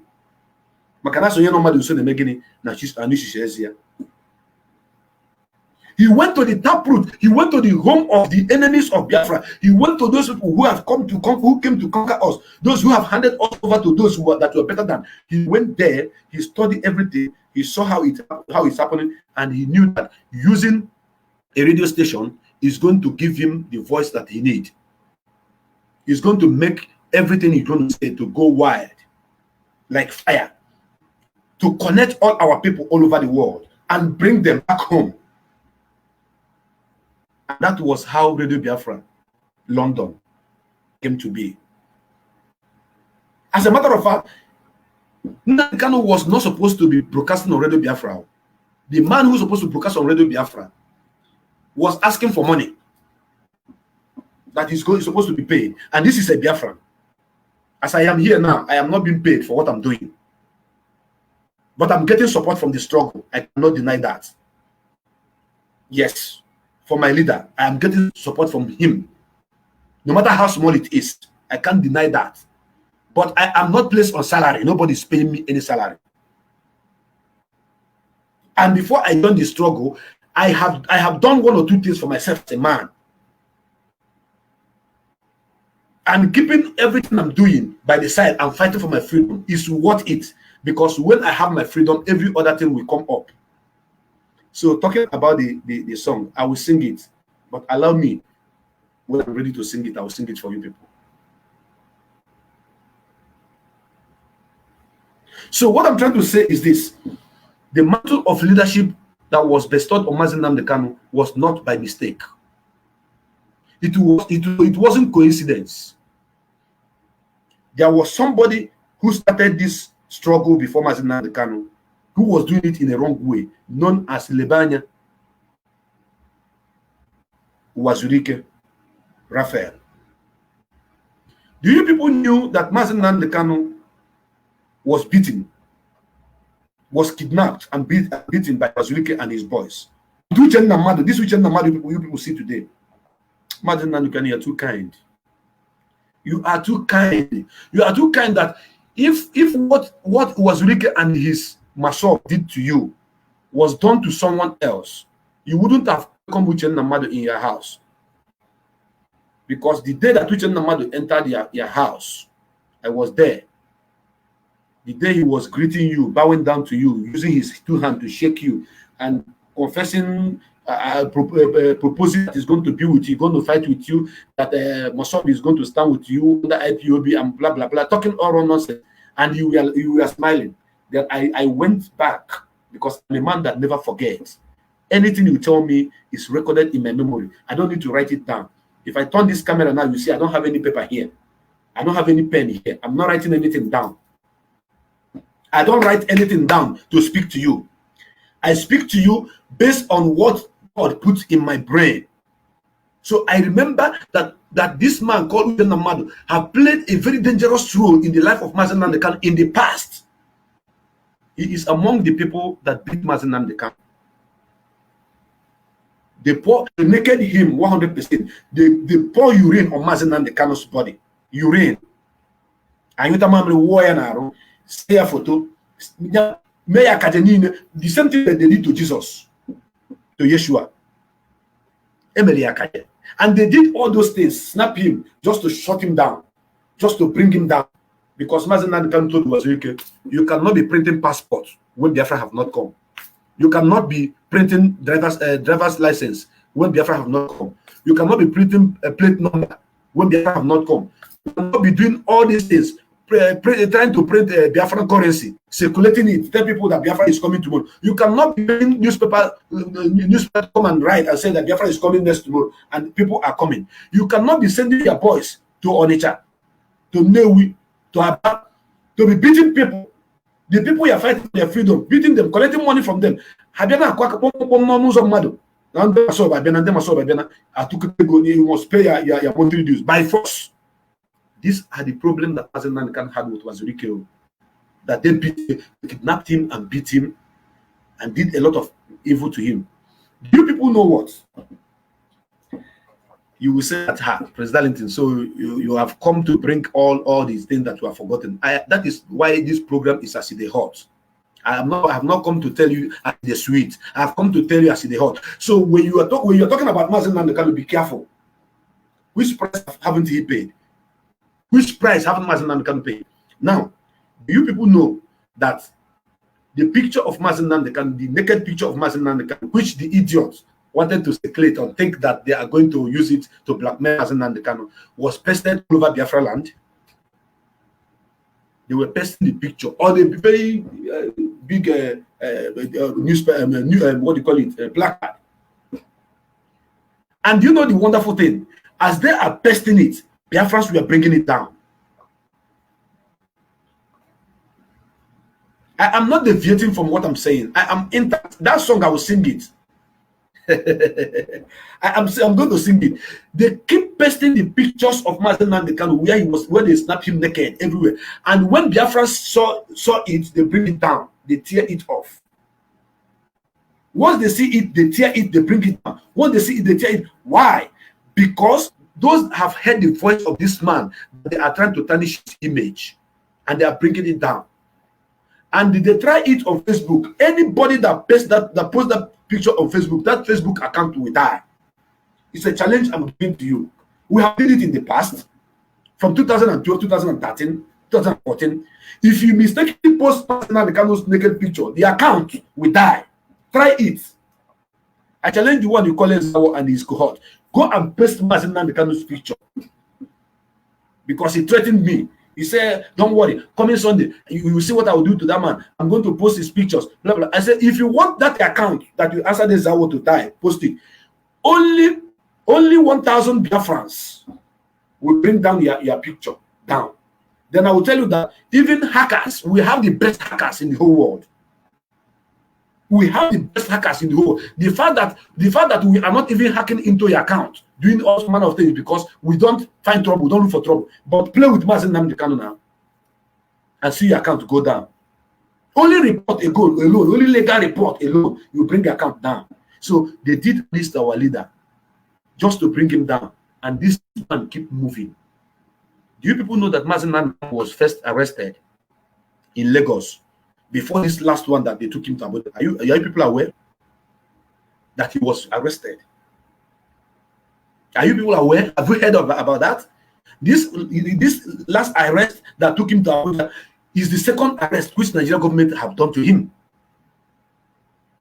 They took him there because they saw some Biafra pamphlet with him and some books about Biafra. They arrested him and said, so you are coming to divide this country. Blah, blah, blah, blah. It was Festus Keyamo that all of you knew, that was his lawyer as a Ben, that bailed him out. Yes, his father came, his mother came, and he was bailed out. Some of you say, you are doing Biafra, and you have not been arrested. He was arrested for the first time. What is the last one that the government of Buhari arrested him? So the mantle of leadership that was given to this man is not coincidence. It is something that has been ordained. Knowing the fact where he was born, when he was born, where the last Biafra capital was, was situated. Then looking at where he went to study, in the house of the enemy, getting all the fact that he need to use to dismantle that house which the enemy built illegally in his own land. All these things has happened because Chukwuokike Abiyama sent him. And they tried to shut him down. They could not. Because Nnamdi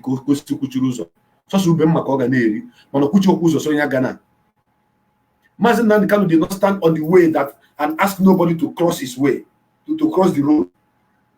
Nnamdi Kanu is there to say, let the kite perch and let the eagle perch. On this platform, we are asking the world to let Biafra to have referendum to decide if we are going to stay together or not. Let us decide. Referendum. Referendum is what we're asking for only. We're not asking for war. Let us decide our own future by ourselves. Let us write our own history by ourselves. Yes. Now, my fellow Biafrans, once again, my name is Mazo Bale Chukwubikem. Like I said, if you want a smooth, beautiful, should I say, a smooth and beautiful broadcast, this is the right place.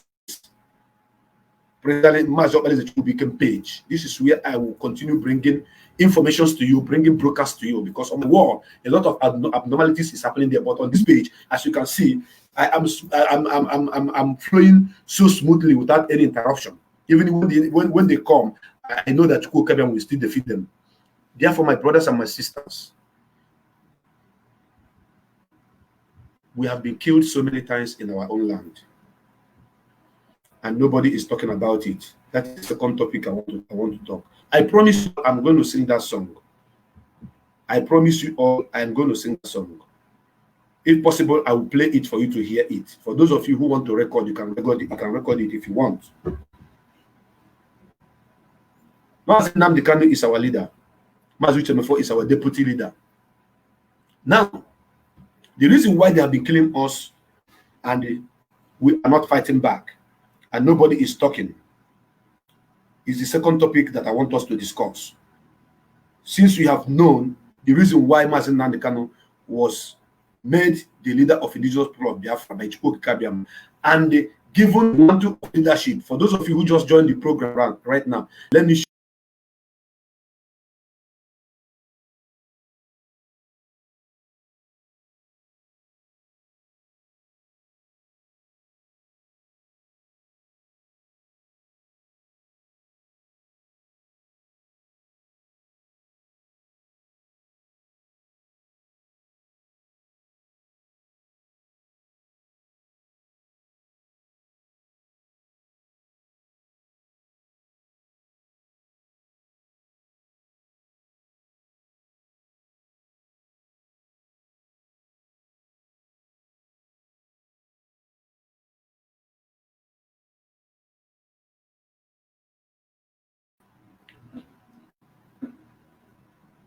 our people have been massacred like chicken, day in, day out.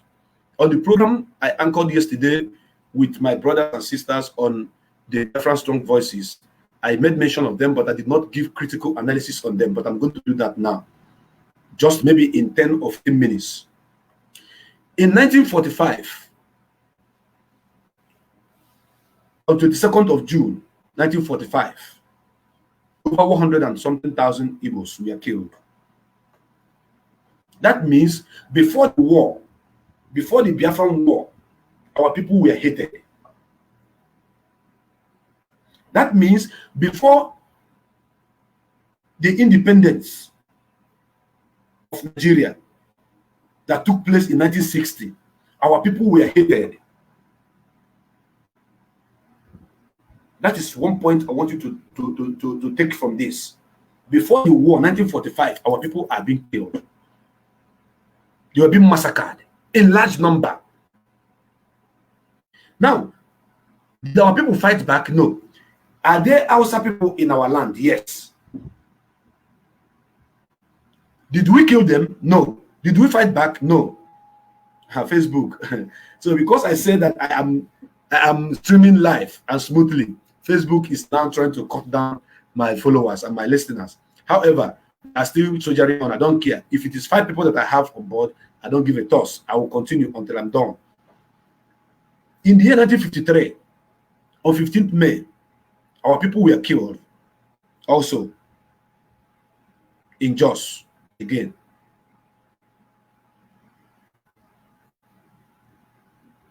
In Kanu this time. 1953 was in Kanu. 1945 was in Jos. These are years before the independence of Nigeria. These are years before the Biafran war, before the civil war that was brought to our doorstep. In the year 1966, our people were killed. Over 60,000 of our people were killed in the year 1966. Our soldiers, all our military, they were massacred in barracks. They killed a lot of our people. They packed inside train and brought it and dumped it in Enugu. Are you aware of this? Did we kill them back? No. Did we fight back? No. Why? So I want me and you to reason, to ask ourselves, why have we not been fighting back all this year that we have been killed? On 29th of May, 1967, over 200 Igbos were massacred. 29th of May, we were killed. If you don't have sympathy for human being, and you're watching this program, and after watching this program, you still join the gang of wagons of those idiots who are castigating our leader and fighting us, then the next killing of our people, all your family members will be involved from A to Z, both your mother, both your father, both your sister, both your children, all of them will be killed.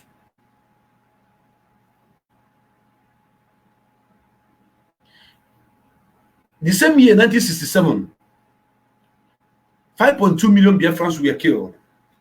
That is the main war that they brought to our land. Then what caused the war? that a man from Opanam, Chukwuma Nzogu, had a queue. He had a queue. He did a queue as a military man, because he said that the people who were ruling Nigeria then were all corrupt. They were all corrupt. Then he did a queue, and that queue was to put a Yoruba man in power. Awolowo. He killed all the people that are taking the country back, and because of that, they say it is an Igbo queue, because the leader of that queue was an Igbo man. When they want to kill us, they remember that we are all Igbos.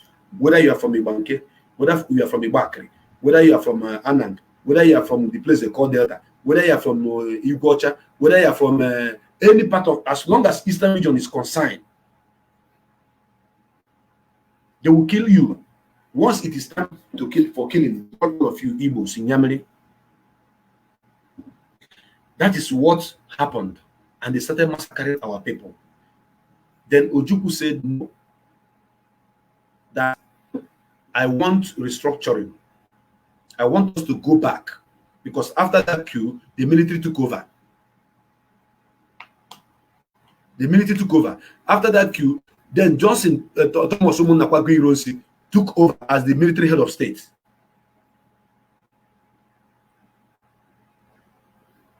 Then what happened?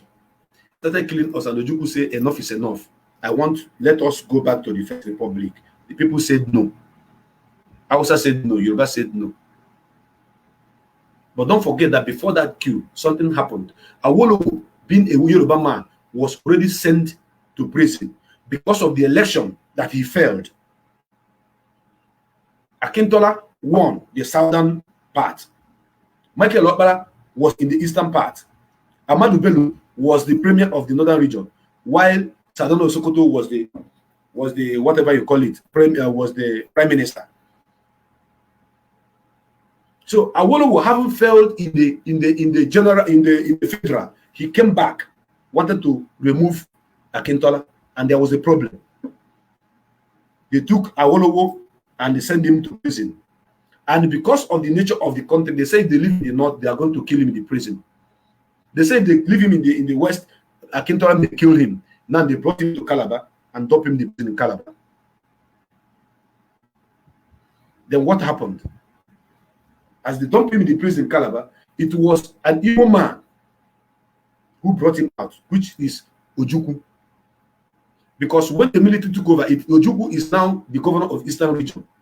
But let me note too on that part. Now, the war of 1967 was not as a matter of that Ojukwu declared Biafra. No, as they used to tell all of you. No. It was as a matter of the plan, the agreement we had in Aburi in Ghana. The former president of Ghana then, the head of state of Ghana then, had meeting with Ojukwu, with Gowon. You people should come. Let us settle this case. Restructuring. Let us, everybody, go and rule themselves. Because of 60,000 Igbos that were in the north, and because of the people that were massacred, about 200,000 people that were massacred again in 1967, they said we are going to go on our separate way. They said no, okay, now let us be under one Nigeria. Under one Nigeria, but you people should be on your own. We'll be on our own. Then we'll have one president. They agreed. They ate together. They drank together. They left. Coming home, then Gowon said, I'm not going to take it. And the information I have said that it was actually Awolowo, who brought out of prison, that told the northerners that if you allow the east to go, the north must go as well. That allowing eastern part of Nigeria to be on their own, they have the oil. That means you have divided the country. Then we are going to go, and that is when Gowon said no, that is not going to happen. Then Ojukwu said, but our people are being killed in the north. You are not protecting my people. They started killing our people again.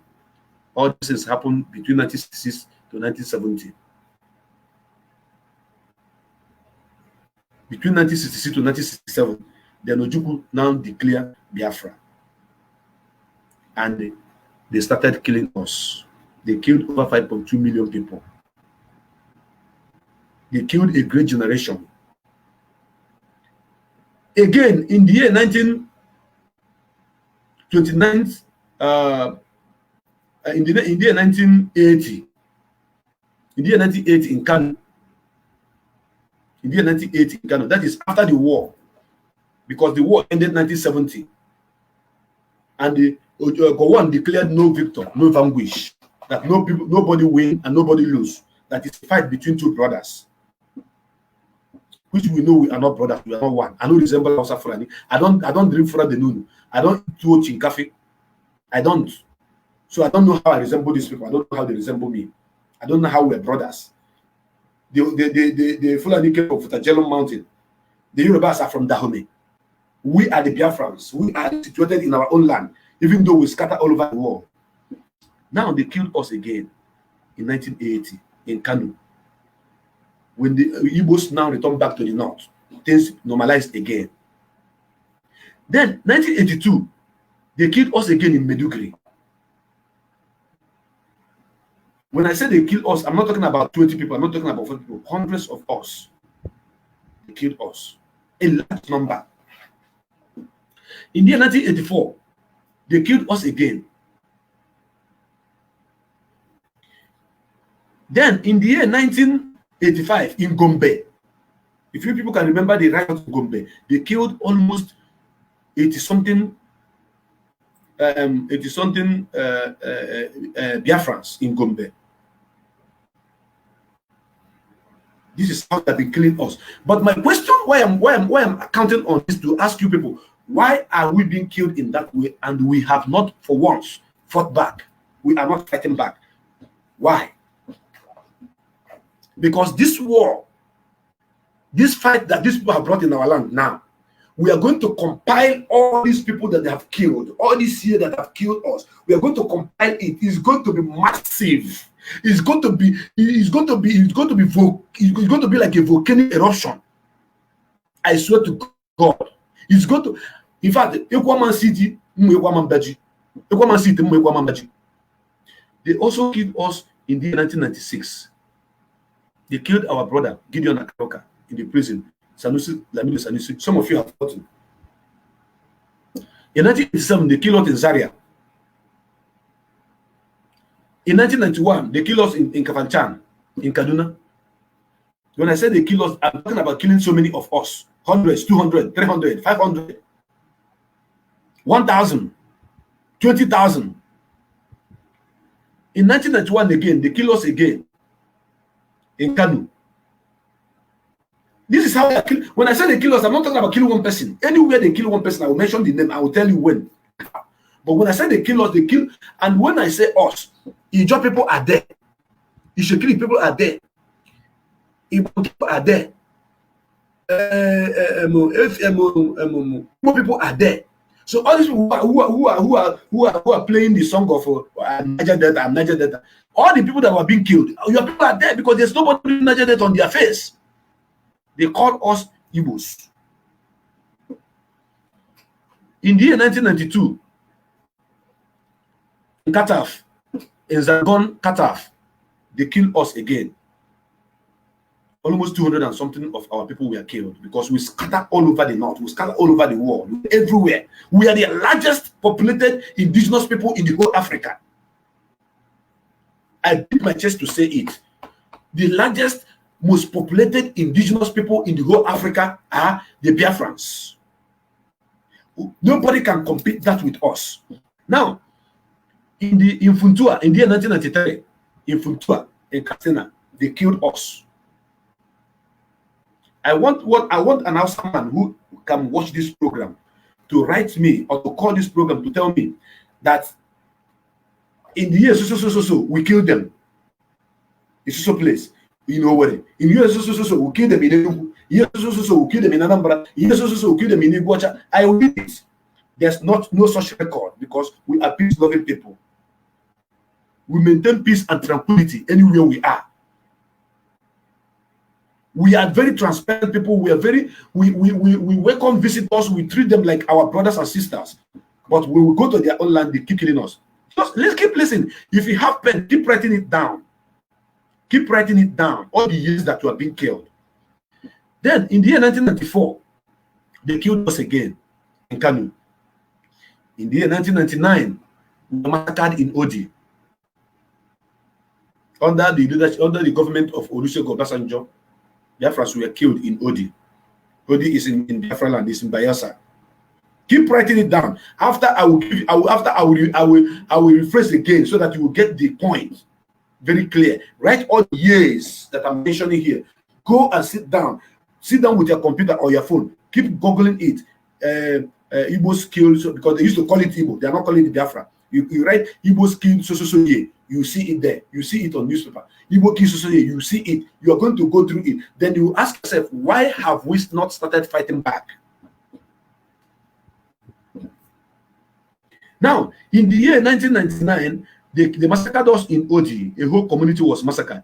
In the year 2000, between 2000 and 2001, we were killed in Kaduna.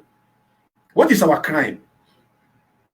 No one can tell this is the crime of the Biafrans. This is the crime. This is what these people have done that caused them to be killing them in this manner. Nobody can mention one thing. But I'm going to tell you why they are killing us. But I may not be able to tell you why we are not killing them back, why we're not killing them back. So it is you who will call me to discuss with me, to tell me what you think that made us not to be killing them back. And they heard, that's why they bring and give you this evening. Then, in the year 2001 again, in Meduguri, we were killed. When I tell you the place, so that when you're googling it or when you're searching it, you put bracket that day, that state. Then in Jos, they killed us again on September. In Jos, they killed us again in 2001. In 2002, in Kaduna, they killed us. In 2006, on 18th of February, in Meduguri, almost all the northern part of Nigeria, in the northern part of Nigeria, there was riots because a picture of Prophet Muhammad was, cartooned. It was cartooned in Denmark. And the Biafrans were killed. Over hundreds of them were killed. And you know the worst part of it is that most of these people that are being killed, some are killed inside the bush, some are killed and buried in so many places. And some of them are being buried on mass grave, as I'm talking to you right now. It is only few that they used to bring back to our home. And Nigerian government did one thing. They stopped after that 1966 pogrom, which they killed and dumped our people in a train and brought back to our home. They noticed that that was a very big evidence for us to fight back and for our people to be angry, to respond to that war they're bringing to us. What they're doing this moment is when they kill somebody, they don't allow you to bring them back to Biafra land. Because if they allow them to keep bringing them to Biafra land, it will cause uprising. So they used to bury them in the north. And don't forget that in our lineage, where we came from, we don't bury our dead ones outside. No matter where you die, we must bring you in and bury you in our ancestral land. So that when you are reincarnated, you reincarnate from Igbo land again, you reincarnate from Biafra land, you reincarnate from Ogoni land, you reincarnate from Icho land, you reincarnate from that place where you asked that is known as an ancestral home. Share. Share this program. Make it go viral. Because I want you to take record of how they have been killing us. And I'm asking you now, why have we not been killing back? Then I know why they are killing us, which I will tell you when I'm done. Then in 2000, Prophet Muhammad cartoon was designed. And they started killing us. We are not from Denmark. Then in 2007, October 8, 2007, another violence again. Because that cartoon was premiered, it was shown on television. It was shown on television. They killed us. What have we done? In 2008, in November 2008, they massacred our people again. Dear friends, they are killing us, I'm not talking about killing chicken. I'm not talking about killing goat or killing cow. I'm talking about killing human beings. Mando, the beauty of life, which we know as the name that God gave to us. Mando, the beauty of life. They keep killing us. And you know that they are killing great scientists. They are killing doctors. They are killing inventors. They are killing entrepreneurs. A lot of great people. These are the people that they are killing. They are not killing these Alamajiri who are on the street begging. They are not the people that are being killed. Though. The people that are killing are the most intelligent race on the planet that are being killed. I'm coming. In 2001, in 2011, April 2011, when Buhari was campaigning, he said that if the blood of if what happened to him in 2007 happened again, that the blood of bamboos and monkeys will be soaked on the street of Nigeria. And before the election, a lot of people were killed. All the NYSC students that went there to help and conduct election, and they were all Christians, and 80% of them are Biafrans. You know how they do it? They carry people from here, they go that side for NYSC. They carry people from that side, they come this side. And there are people that come this side, we treat them as one people. We help them, we love them, we don't maltreat them. But our people that have been sent that side, when there's a small protest, they kill them. All of us, we know. That is why a lot of people who want to do their NYS, they can spend 200,000 to bribe so that they are not going to send them to the north. They don't want to serve in the north. They want to serve here. Because all the people that are coming from the north to serve here, they will come and serve in peace and live in peace. But our people who are going there, they go alive, then their dead body is brought back. That is for those who are lucky enough for their dead body to be seen. Because thousands of them, their dead body are not seen. Hey, oh my goodness me. Then I want to tell us something, because when Nnamdi Kanu mounts on the radio station and telling you about the killings and about how they want to come and Islamize us, and some of you are busy fighting him, some of you are busy sharing your beautiful pictures on Facebook without talking about this same freedom. If Nnamdi Kanu is saying it, you are playing, you are doing all sorts of nonsense. I want to remind you of something. That on September 25, 2011, 5 Biafrans, Igbo people, were killed. They are traders. They are traders. They were killed in Madala Market. Do you know how they were killed? These gunmen invaded this market, went straight to these people's shop, asked them to bring, they brought out their Quran and gave them, and asked them to recite the Quran. They should recite Quran, they should start praying the way they used to pray with their Quran. And these people say, we are Christian. There's no how we can recite this Quran. We are not Muslim. They opened fire and shot them dead. These are my brothers and sisters. These are my brothers and my sisters that were killed. They shot 5 of them. The song is coming. Ikedi for still said this, so we haven't heard it. So the song is coming. The song is not more important than the history I'm giving to you. How our people are being killed. It's a song that I say in 2 minutes. It will be over. But this thing is something you need to note. You put it down. Put it down. Okay? Do you understand what I'm saying? Keep it down. So they shot them, they killed them because they could not recite the Quran. I tell you, my work is to go down and bring all those things that were buried on the ground that some of us doesn't know. I bring it back to you on this program. You see it. You see the reason why you must support this truth. You see the reason why you must stand shoulder with shoulder with Nnamdi Kanu. You see the reason why you must do everything humanly possible. Make sure that Biafra is restored in our own time, or our children will inherit this killing. But God forbid, my children will not inherit this killing. They will not inherit this killing. They will never. They came to ask them to recite the Quran, and they couldn't recite it because they are not Muslim. And I'm telling you, there is no history that have it to record that Biafran people go to the any market and ask Hausa people who are selling oboto, who are selling sugarcane, who are selling gala, who are selling suya, and give them Bible and ask them to read from the book of Mark or from the book of Genesis, and they couldn't read it and they started killing them. It is never in our history. It's not recorded anywhere. But why is it happening to us? Why are they killing us? And why are we not fighting back? These are the two questions we're looking at. I have one to answer. You have one to answer. I will tell you why they are killing us. Then you will tell me why we are not fighting back. Because they have come to take over our land. They started it from the north. They tested it in the north. It worked. Now they are bringing it to us in our land.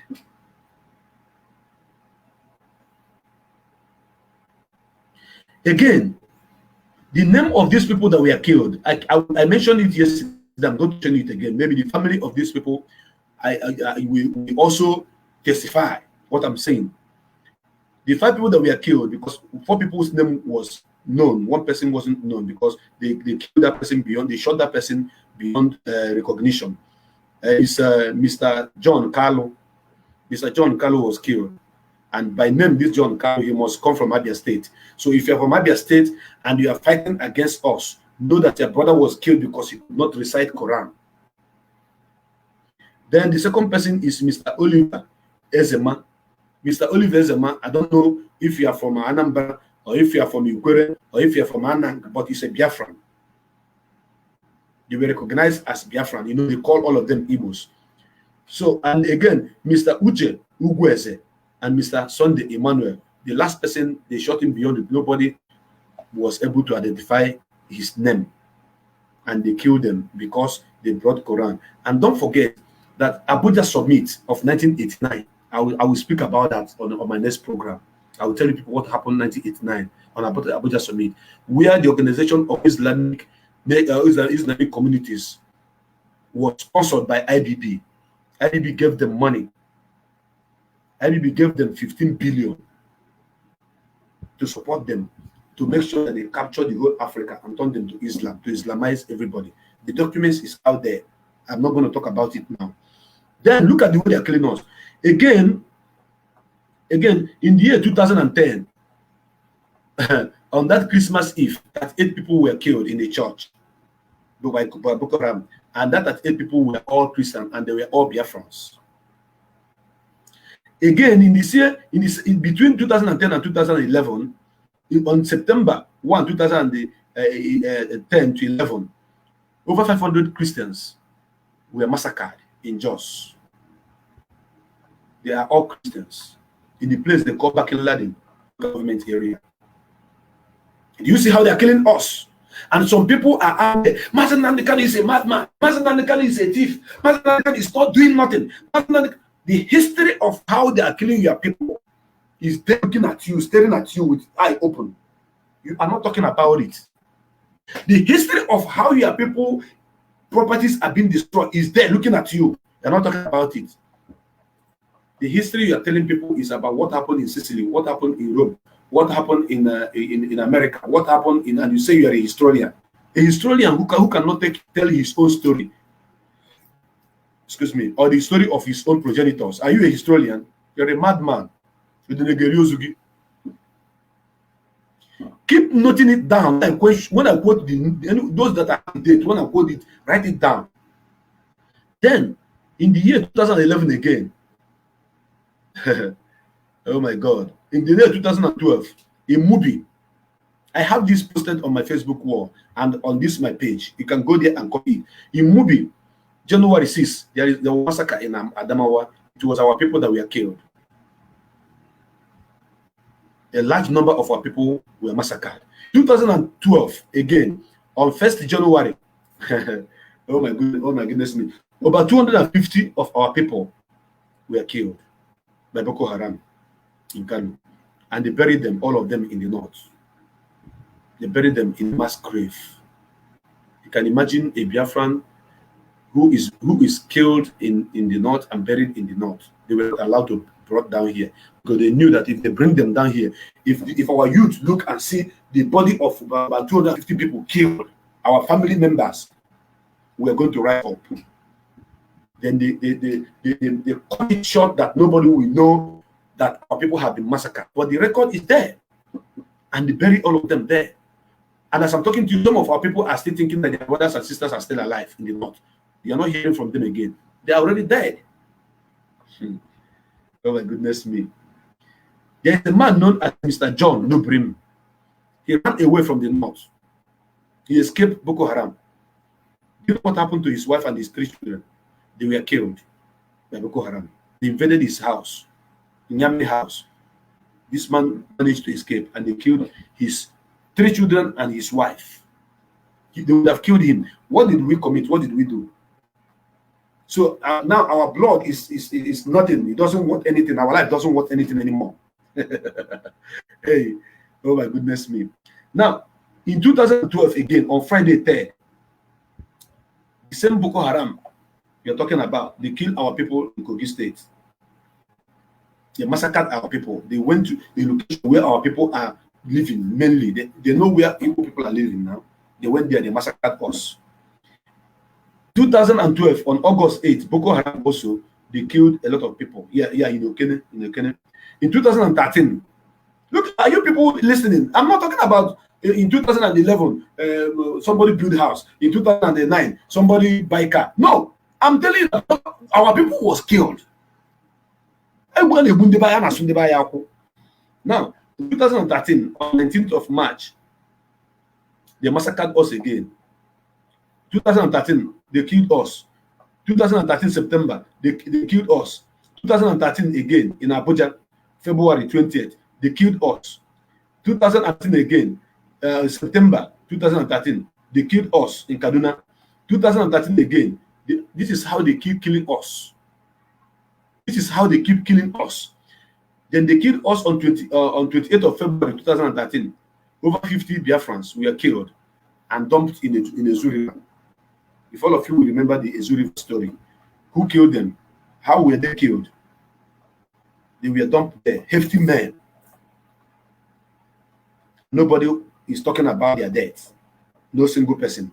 Then 2015, on 30th of August, our people were killed on their way for evangelism at Onitsha. They shot them, a lot of them. They killed a lot of them. 2016, at Aba High School, Ngwa High School, they killed our people. They left a lot of us with bullet wound, which many of them later died. And they took away a lot of bodies of our people. 2016, 30th of May, over 150 people were killed at a camp war. They carried a lot of our brothers. They poured acid on top of a lot of our people. 2016, again.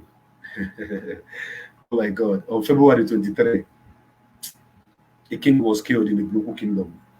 2016, in Kanu, being Friday, June, Muslim youth, they beheaded a woman by name Bridget Patience. They keep killing them. They keep killing us. They keep killing us. 2017, on 14th September, Operation Python Dance took place. Eweke took place. And they killed us massively. They killed a lot of us. They poured acid on a lot of people that they kidnapped. They killed about 28 men in Mazina and Kanu's house. They put our youth inside Poto, and they shot one guy instantly on the way coming to Afaruku. The killing is too much. The killing is giving me serious headache, and I am not happy anymore. This is how they keep killing us. Then Reverend Father Paul, a Reverend Father, was killed in Enugu State, in Ogun. Do you see how they are killing us? Do you see how our people is being killed? On a slightest provocation, they started killing us. And when they are killing, they are not asking you, are you from Niger Delta? They're not asking, are you from Ijo? They're not asking, are you from Ogoni? They're not asking, are you from Benin? They're not asking, are you from Delta? They're not asking, are you from Cross River, Akwa Ibom? Nyamere, Igbos, that's what they call us. Kill all of them. And that is what has been happening to us. And some people are not even talking about it. Some people are not talking about it at all. I am going to open my line right now. Maybe while I'm answering the call, I'll be able to sing that song for you guys. because I love that song so much. Hey, let me open the line so that Biafrans can call and contribute to this program. So it is when I open the line that I will tell you the reason why they are killing us. You that is watching, when you call this program, you tell the world why you think we are not fighting back. Because for me, I know 100% that this fight is going to be the Third World War, because we are going to fight it in America, we're going to fight it in the UK, we are going to fight it in Chad, we're going to fight it in Cotonou, we are going to fight it all over the world. All the places that our people are domiciled, we are going to start it there. We are going to start this war from there. Somebody have been calling. Let me see who was calling. Somebody has been calling. Let me call this person back and know if the person is still in to contribute to this program.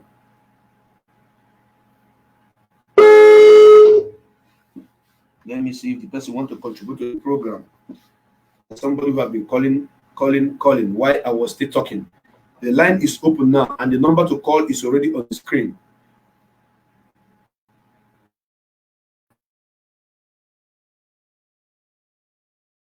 It's already on the screen. Plus 9808. My sister, good afternoon. Good evening. Thank you. The caller on our WhatsApp. Good evening. Where are you calling from? Yeah. I'm from Amsterdam. Okay, and your name, please.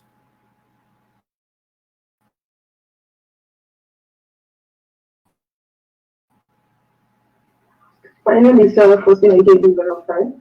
And like you said, Nnamdi Kanu is really, like I always tell him, he's our magnetic, undiluted diamond.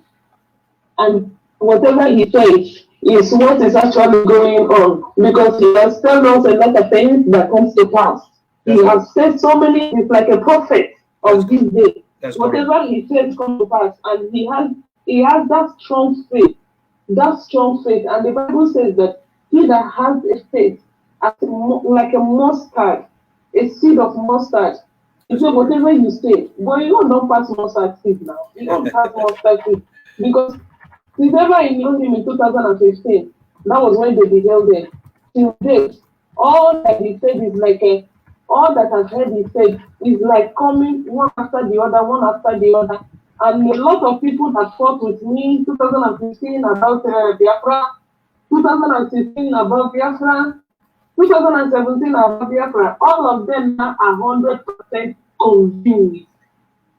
They are convinced. They say what that man is saying is true. That's sure. They have fought me all around. So, like you said, and now this stage we are now in is because if not because of what Nnamdi Kanu is doing, like you said, anybody can be a leader of IPOB. That's correct. But no Nnamdi Kanu. Nobody can wear him. Nobody. Nobody. Because our people go talk to say, if you not be khaki, you not feel like khaki. At all. Khaki, and they go talk say khaki no be leather. I'm saying it with every khaki is not leather. I'm saying it with every certainty. With every conviction in me, nobody can be like him. Go ahead. Nobody can be like him. Anybody can be a leader, but it doesn't make him him. He does not have a duplicate. That's correct. Because even when I'm just bringing all these people just because he wants bringing it. When TV Joshua said he saw a puppy leading the whole animal kingdom, and in the end we just say, "Make that one carry in they go. We don't need them. Everybody will not force him in the land at that time." But if you watch it, you could see the prophecy coming to pass. Yes. Because all that Nnamdi Kanu is saying, and all that he's saying is coming to pass. And it's not because he has been saying, it's not that some people they are aware, but everybody was afraid to talk. Mm-hmm. And now he's talking. And now that's why he shouldn't talk. They started attacking him. Mm-hmm. Okay, now that he's talking, everything now becomes unveiling. day by day in Nigeria. Now, could they know that Nigeria has already been mortgaged to China people? That is it. If not for Nnamdi Kanu, we will not be seeing all this because every day by day, everything is unveiling. Yes. One after the other. Yes. China. And even today, because they gave the Minister of Transportation a barrister that has no business IQ. A barrister that has no business planning IQ. When you give him Minister for Transportation, because if he has a business IQ or business planning IQ or marketing strategy or business strategy, you will not build that North Railway because how many passengers goes there? Okay. How many people travels to North? He will not build it. He will focus where those people travel a lot and where those people move a lot. And because he's doing and he's serving his lane. You know, when people borrow you something, when people give you something, they want something in return. Automatically, you are a slave to your leader. That's correct. You become a slave to your leader. So what he did now, he is positioned away. And I thought to explain to them, in order to use his master, he began to finish their side. Without forgetting that he borrowed money that needs to be paid back.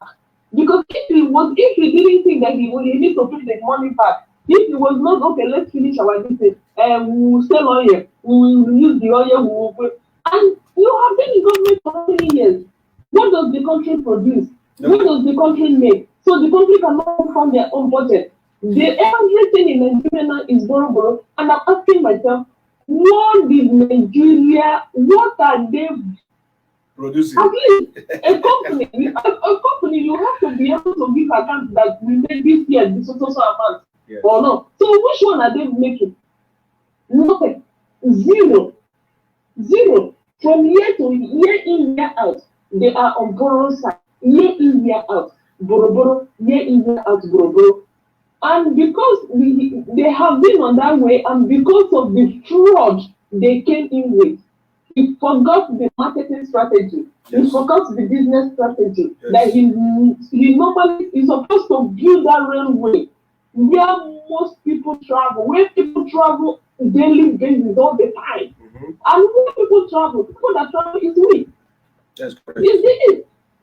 When you look at the company in Nigeria, where should we in how many Hausa people go fill train transportation? How many of them travel? Is it not they would prefer to enter that Dangote cement this thing and they themselves and find themselves here like a sardine and go to where they're going? But we check it, go to Lagos and then from Lagos to East and see how much vehicle is moving in a day. Every day. How many companies are running in a day? So instead of him building that way, so that he will make at least, because if it was that place that he made, he would have recovered at least a little bit of money. My sister, listen. But they didn't think of it. My sister, hold on. Kamilacha ọnụ. Ndị Igbo si mmadụ ka alacha ya ọnụ. Ka alacha ya ọnụ apụta na ọ ka m ya gọ nnọọ ka m ntinye ọnụ na ntinye gị aka n'ihe. I understand. Yes, I understand. Thank you. Before I go further, I want you to hold on. People have been crying that I have not sung this song that I wanted to sing on this one. So I am going to sing. I've been writing you sing the song. I'm going to sing it. Sing the song now. When I'm done singing the song, then I will say one or two things. Then you continue and round up because other people would like to call. And I would like to end the program once it is 6:45. Because our leader is coming up. Yes. So that song goes like this. Rocha sina dobu onwenya maka konoba Nnamdi na-achọ ọdịmma Biafra. Rocha sina dobu onwenya maka konoba Nnamdi na-achọ ọdịmma ụmụnne ya. Ikpeazụ na-adọgbu onwe ya maka konoba Nnamdi na-achọ ọdịmma Biafra. Ikpeazụ na-adọgbu onwe ya maka konoba Nnamdi na-achọ ọdịmma Biafra. If you listen to this song is is small, but it has a very big meaning.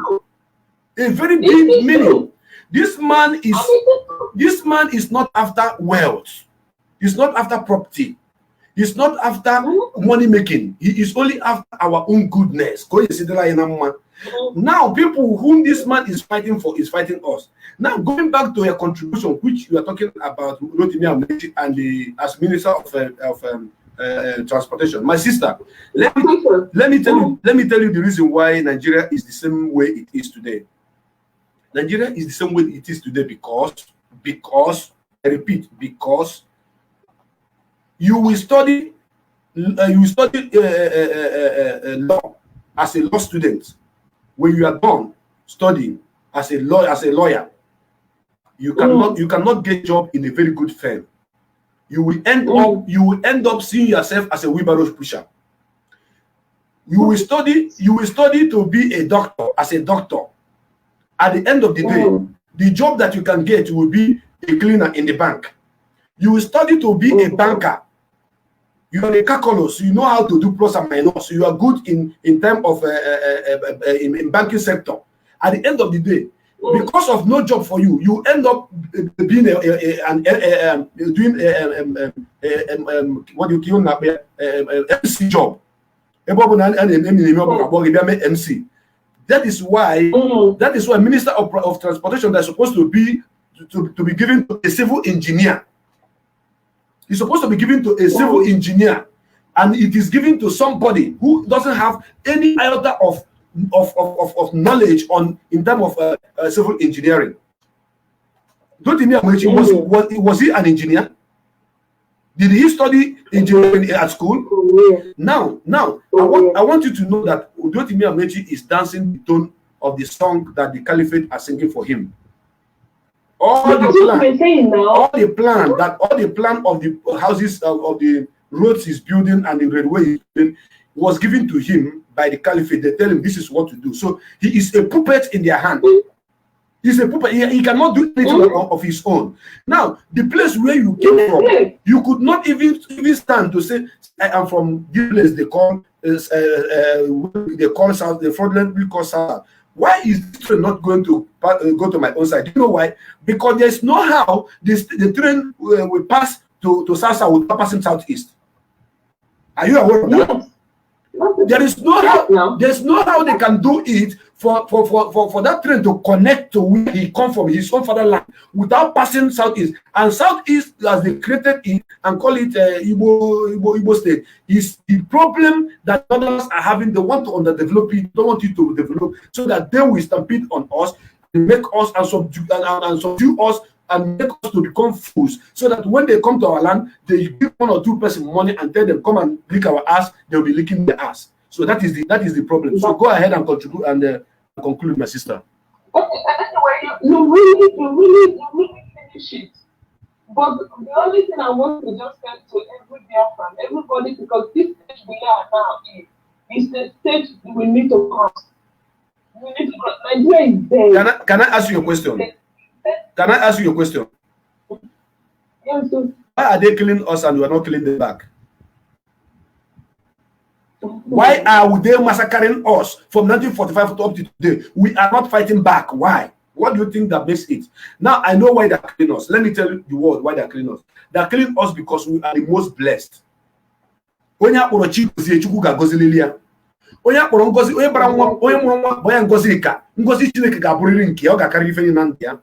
Onye abalị chi na-eme eze ọ ga-abụrịrị eze. Onye abara Chukwu bụ ike Chukwu ga-abụrịrị ike. Onye abara amara Chukwu ga-adị n'ime ya. This is the reason why they are killing us, because God's love is numerous in our life. God's love is too much in our life. God bless us and give us the best brain so far. God give us, if as a matter of fact, we are the greatest species of human being created on this planet Earth. We do something out of nothing. We create something out of nothing. That is why any community or any village or any town or any state or any country in the world you go, I did not see a Biafran of Igbo extraction. You live there. Do you understand this? So this is why they are killing us. They are killing us because we are blessed. That blessing of Abraham, that was promised to us in the Bible is for Biafrans, and I can prove it to you. In the book of 2nd Chronicle, for all the Christians who are watching, go and carry a Bible and read. In the book of 2nd Chronicle, you read it from chapter 1 to 15. You will see where the Bible said, if the people that were called by my name will humble themselves and come back to me, confess their sin, I will bless them, I will leave their land, and I will make them great. And the Bible said, the people that were called by my name, and this is God talking. And who is God? Chukwu. And Chukwu is not talking about if the people that were called Chukwuma, Chukwu Bike, Chukwu Nenye, Chukwu Kaima, Chukwu Nazepere, Chukwu, we call by my name. His name is Chukwu. That is the name we call him. If we can humble ourselves and come and atone to him, and he's going to bless us. Do you know why we have gotten to where we are? Because Nnamdi started with atonement.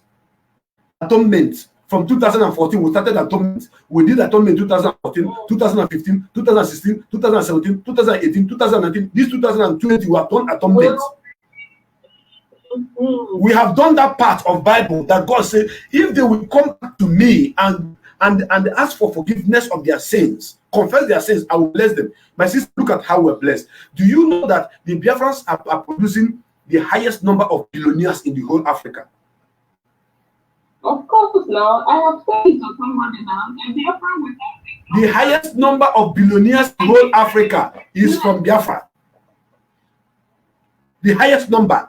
The biggest market in the whole West Africa is in Biafra land, or the Shadow market. The biggest commercial city in the whole West Africa is in Biafra land. That is Ali Aliaba. And the most industrialized state in the whole West Africa. The state that something is being produced is Anambra State, and that is situated in Nnewi. And this is the reason why they are killing us. Now I want you to tell me, why are we not fighting back, killing them back? Please go ahead and tell me and round up.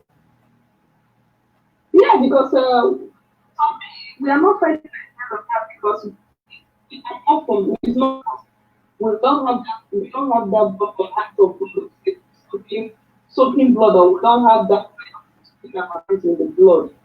We have the mind of forgiveness. Okay, now thank you for your answer. I think someone else will come up and ask. He said, because we are not born, we are not created, we are not Hannibal. We are not created to be killing. Yeah. We are not dangerous to human race. That is why we go anywhere, we live peacefully with them, we come back with goodies. I take that. I'm not going to respond to that now. I wait for someone else to call to say his or her own opinion. Then I will come with my own opinion, because everybody is entitled to their own opinion. So I thank you so much, my sister, for contributing. Thank you so much. I hope you have shared this program and liked the page. No, share this. Beautiful. Thank you. Thank you so much. May God bless you. Thank you for your contribution. Yes. Rocha si na adọgbu onwe ya maka akụ na ụba. Nnamdi na-achọ ọdịmma ụmụnne ya. Rocha si na adọgbu onwe ya maka akụ na ụba. Nnamdi na-achọ ọdịmma Biafra. They are all killing themselves. All your governors, all your ministers. They are killing themselves because of Ihanweta Nkowa, because of property. But Nnamdi Kanu went to prison and rejected properties. He rejected money. He rejected oil well. He rejected presidency. He rejected vice presidency. He rejected everything that is of material, because it's not materialistic. Like myself, I'm not materialistic. What Nnamdi Kanu is a nation of Biafra to be restored under his watch, and it shall come to pass. And that is why, as I'm hosting this program, I want you to contribute to tell me what you think. Someone is already on the call. Caller on the phone. Good afternoon. And where are you calling from?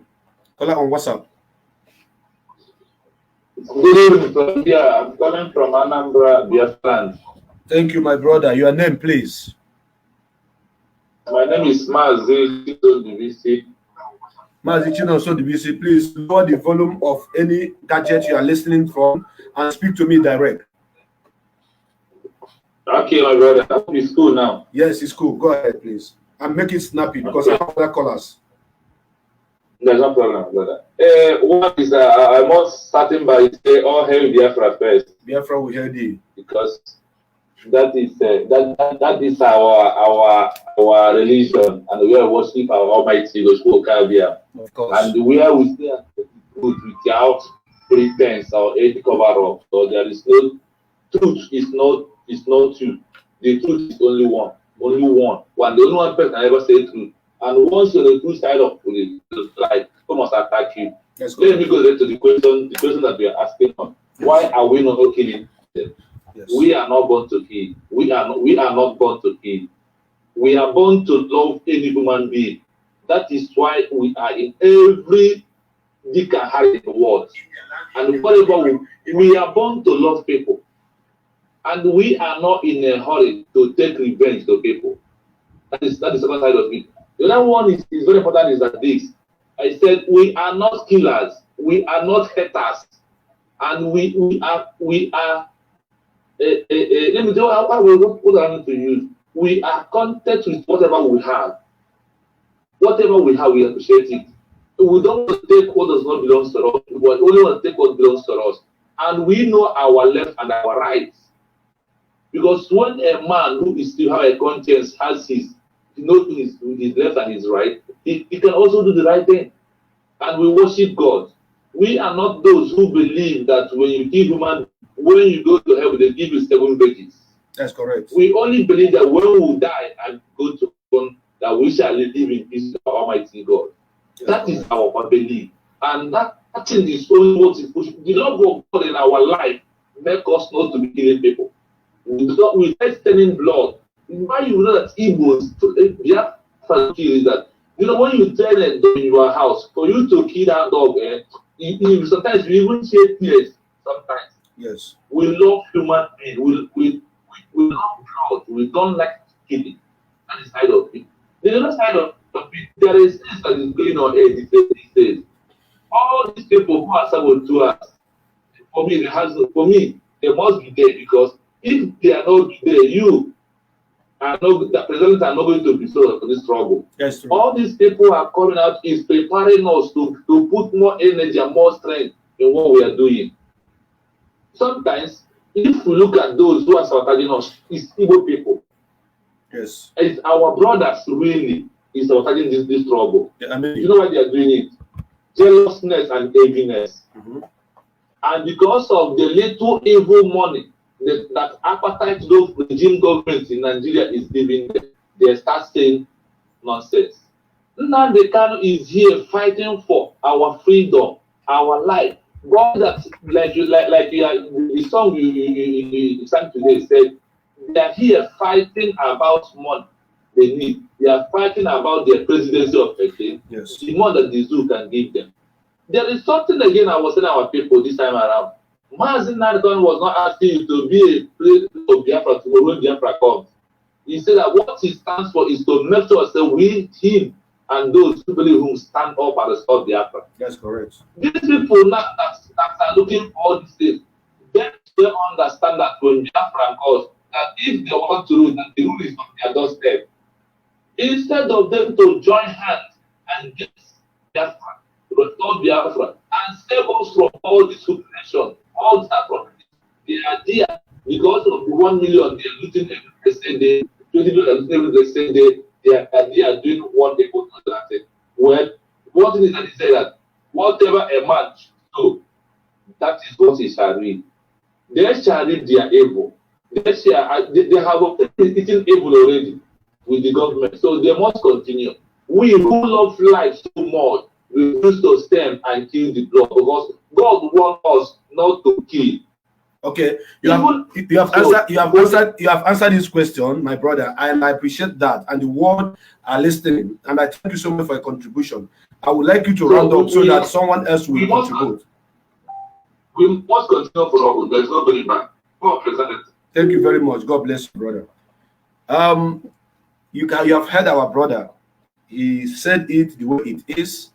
He made it clear that almost the same thing that our sister said, that we are not born to be killing people. We are good people. And I have another call on WhatsApp. The caller, please. Good afternoon. Your name and where you're calling from. Hello, my brother. Hello, sir. My name is Mazi Nikenwoji. I'm calling from Atlanta, Georgia. Beautiful. Go ahead, Onyoma. Talk to Biafrans. Where are you I'm from? Mbise in Imo State. Hi, oh, Mbise Doma. My love for Mbise is too much. I swear to God. Okay, I have brother. fought. Hold on. I'm here now. Hold on. Let me express my love for them, Mbise. Hold on, brother. Let me express my love for them, Mbise. I have to do that on this program, please, before you continue. I love Mbise people so much that each time I see them, I feel like I am from Mbise, because they are intelligent people. They are wise. Thank you. They are well articulated and they are holy. But people hate them because they don't allow you to intimidate them or to play with their intelligence. That is why I love them. You are welcome. Thank you. So go ahead, my brother. I love Mbise so much. Okay. All right, my brother. I listened to the lady and listen to the last one, okay? Yeah. So I'm here now to say no to the opinion.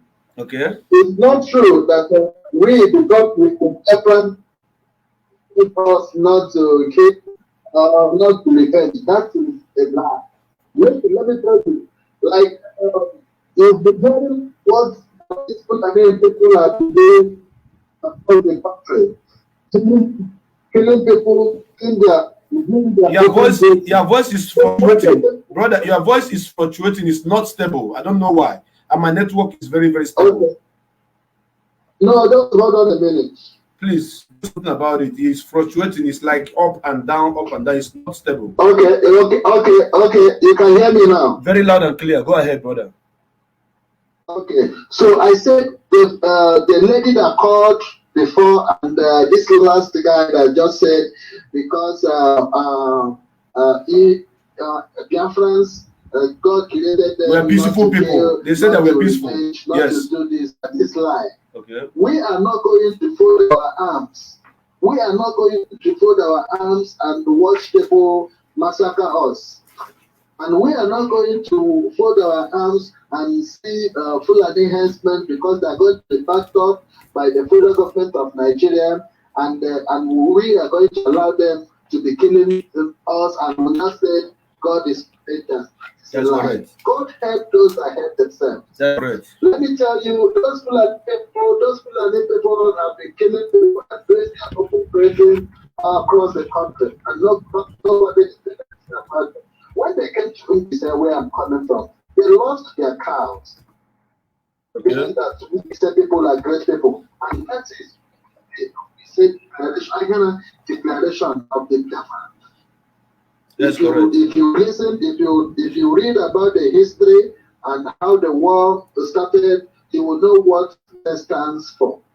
And again, if you know the history of Mbise as a part of that Biafra, and what happened in 1901 when we revolted against the we will not know the people we are. So we are Biafrans. I am not going to stand here and tell you that they are going to come and rape my mother or my sister or kill my sister or kill my people, and you tell me that I'm going to need God to avenge for it. No, it's not. This is fire for fire. You kill me, I kill you. You can only say that the Biafrans will never face provoke or kill or maim anybody. That one is understandable.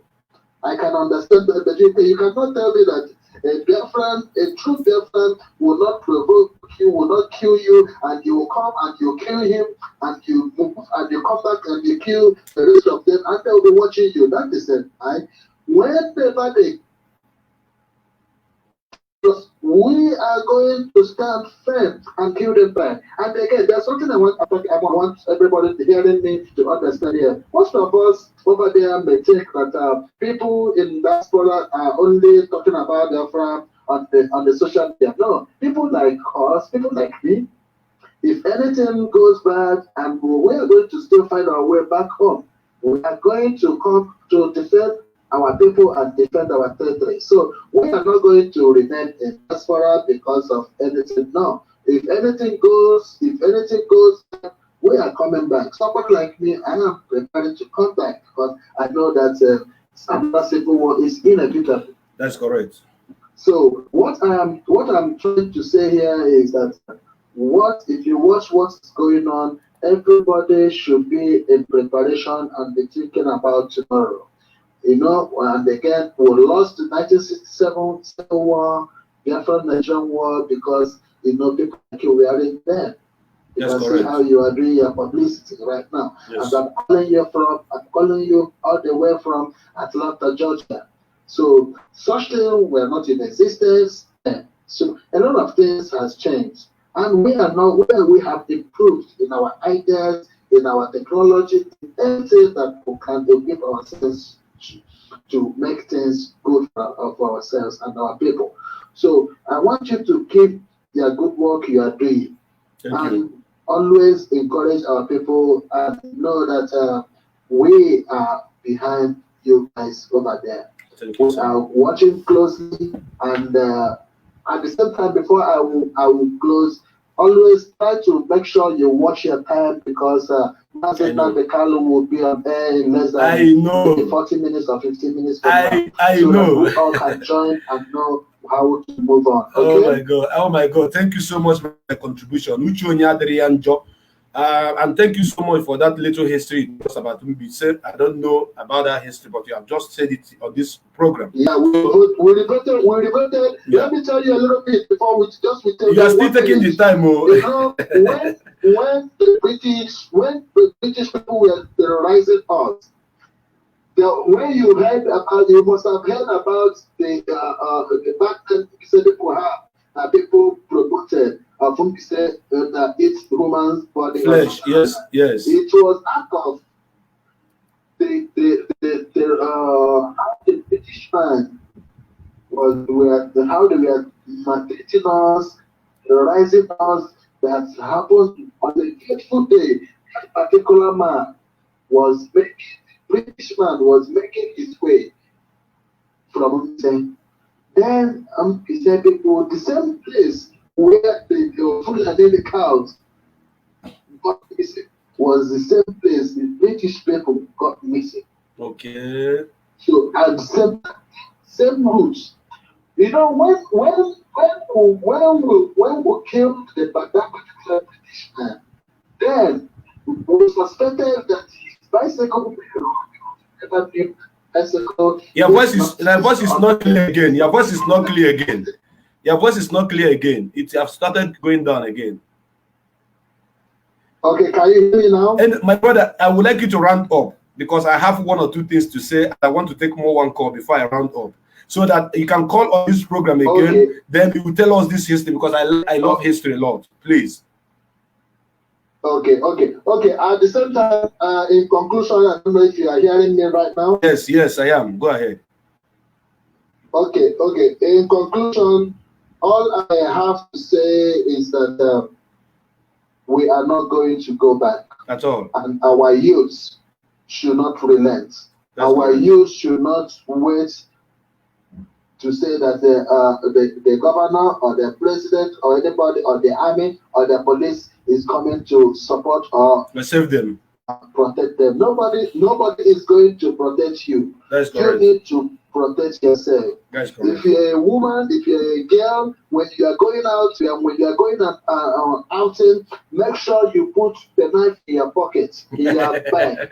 That bag that you put shawarma, put it dagger. Okay. The knife. Okay, my brother. To protect yourself. Okay, my brother. That is my advice. Thank you, my brother. Thank you very much. God bless you. That is my brother from Mbise. I said I love Mbise people, and I love them so much. I have lived the first house I rented in my house alive in Lagos back in 1995. That was when I started life, 1995. The person I lived with, this Face Me and Face You house those days was Onyebise. His name is Kanu. from is it from Ezinifitembise also. So he was my very good friend. We lived together like brothers. You know, sometimes he sleep in my room, sometimes I sleep in his room. We are like family. I love him. So all this nonsense they're talking about him is I don't even take it. So going back to the main topic of the day, as our leader is we will be coming up soon because I would like to round up. If any call comes, I will take it and answer the last call.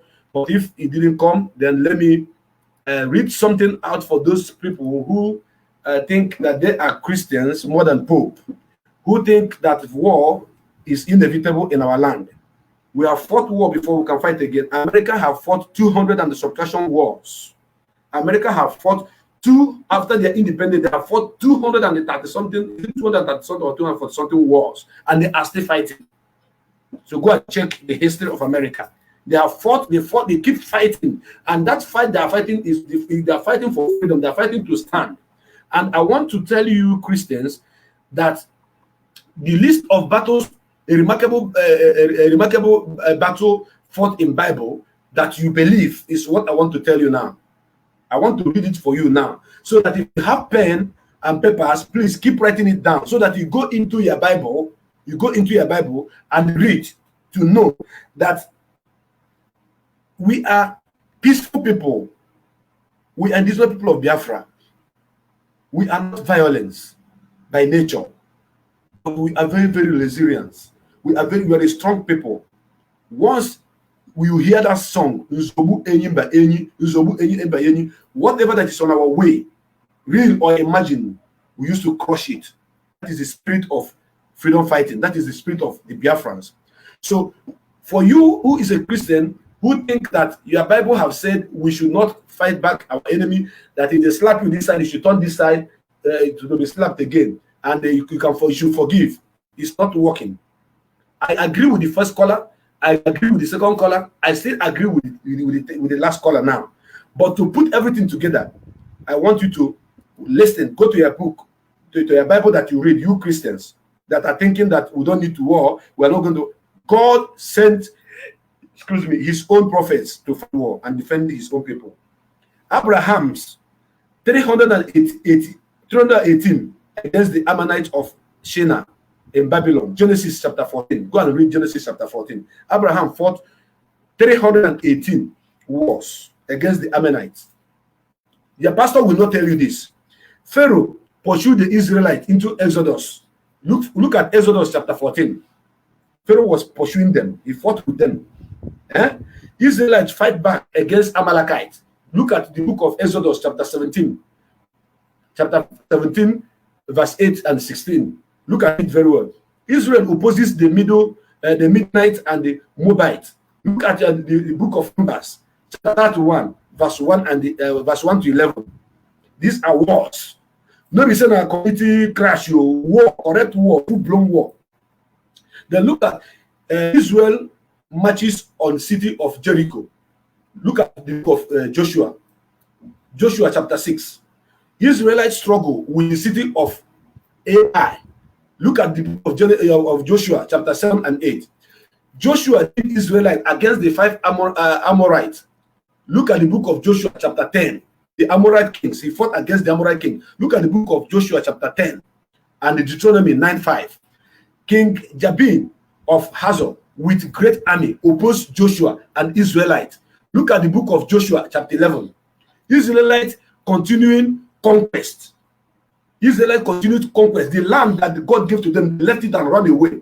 And when they came back and told God that we have sinned against you, please help us. God now said that I'm going to give you back that land of your ancestors. Then they started conquering back, taking back their land. And if you want to see it, you go to the book of Judges, chapter 1, verse 1. From chapter 1, verse 1 to 11. Okay, there's a lot of them. A lot of them is many. Ehud led Israelites against the Moabites. The book of Judges, chapter 3, verse 12 and 13. So that you will not say, Nnamdi Kanu, he's talking about war. He wants us to go to war. We're not going to fight. Blah, blah, blah, blah, blah. We don't need war. My brother, they have brought war into your own land already. They have brought war into your land. My sister, they are killing our mothers. They are raping our women. So the reason why I said I know why they are killing us, that I told you, and I asked why are we not fighting back, and people have come with their own opinion, and I want to tell you the reason why we are not fighting back is because 90% of us, when the Christianity come, took over us, and use Christianity and the master obey your slave obey your master, and the forgiveness and the church and the God to do what? To enslave us mentally. You may like it, you may not like it. They will not show you. No pastor will show you all these verses that I'm reading for you now, where there's war, and God even sanctioned the war. Say, go and fight and take over the land. If you want, I can go on and on and on and on and on and on. Many of them, they are so numerous wars in the Bible. Ehud led Israel against Moabite in the book of Judges 3:12-30. Barak led Naphtali and Zebulun against Syria.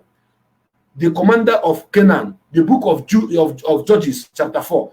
Gideon led 300 men rise up against Midianites. The book of Judges chapter 7 verse 8 to 21. Israelites war with his own tribe of Benjamin. Israelites, they fought themselves. Don't worry, one day I will teach you people, I will teach you what happened. The brothers that are fighting their brothers, just like what is happening to us today. Just like as our brothers are now ganging up fighting against Master Nnamdi, then I will tell you what happened next when I will talk about that particular verse. But if you want to know about it, you go and look. Go and look for the book of Judges, chapter 19 and 20. This is for Christians, for those of you who believe in Christianity. So when Master Nnamdi is telling you that if they come to us to kill us, we are going to fight back and defend our land, he knew exactly what he was talking about. Because we cannot be waiting for them to kill us. So on this juncture, I am once again Mazi Obalezechukwu became Prince Darlington. I want you to don't forget to like this page, Prince Darlington. Mazi Obalezechukwu became page. That is where I will be bringing you more and more of good and exciting programs. Because as you can see, it is moving well, so far so good, and our leader is about to come online.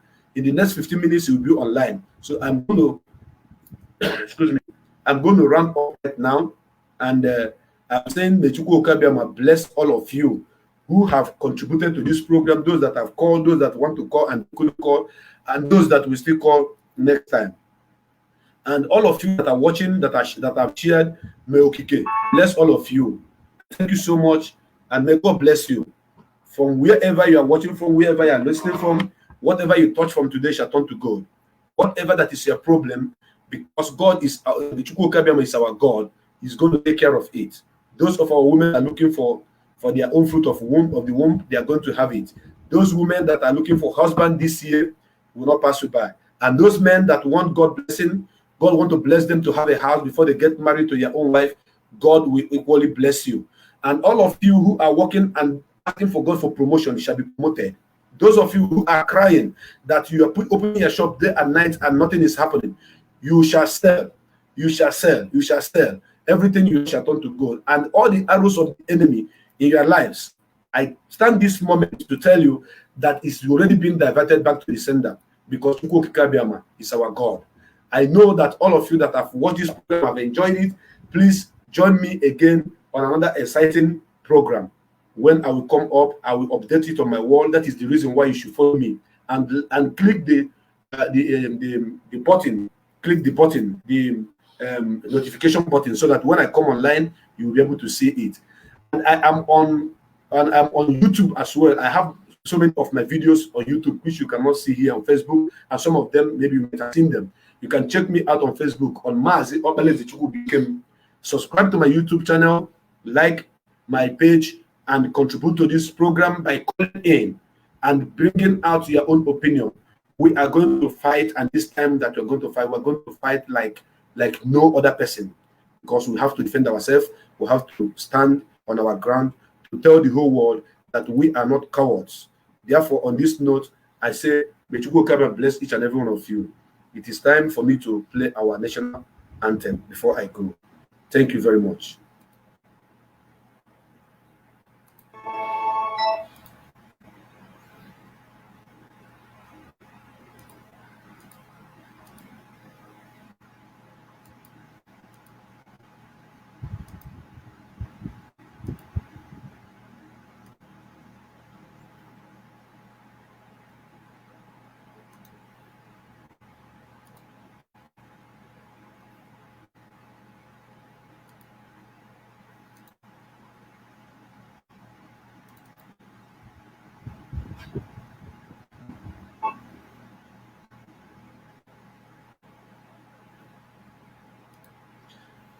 My brothers, my sisters, I think I'm having difficulties playing that our national anthem. However, I know that all of you have enjoyed this program. I say, may God bless you all. I salute you and I bless God for you watching this program.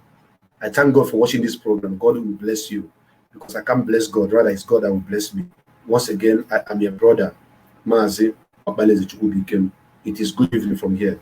Join us as we are going to watch our leader, Mazi Nnamdi Kanu, as it's coming live in the next 11 minutes. Thank you very much and God bless you. Bye.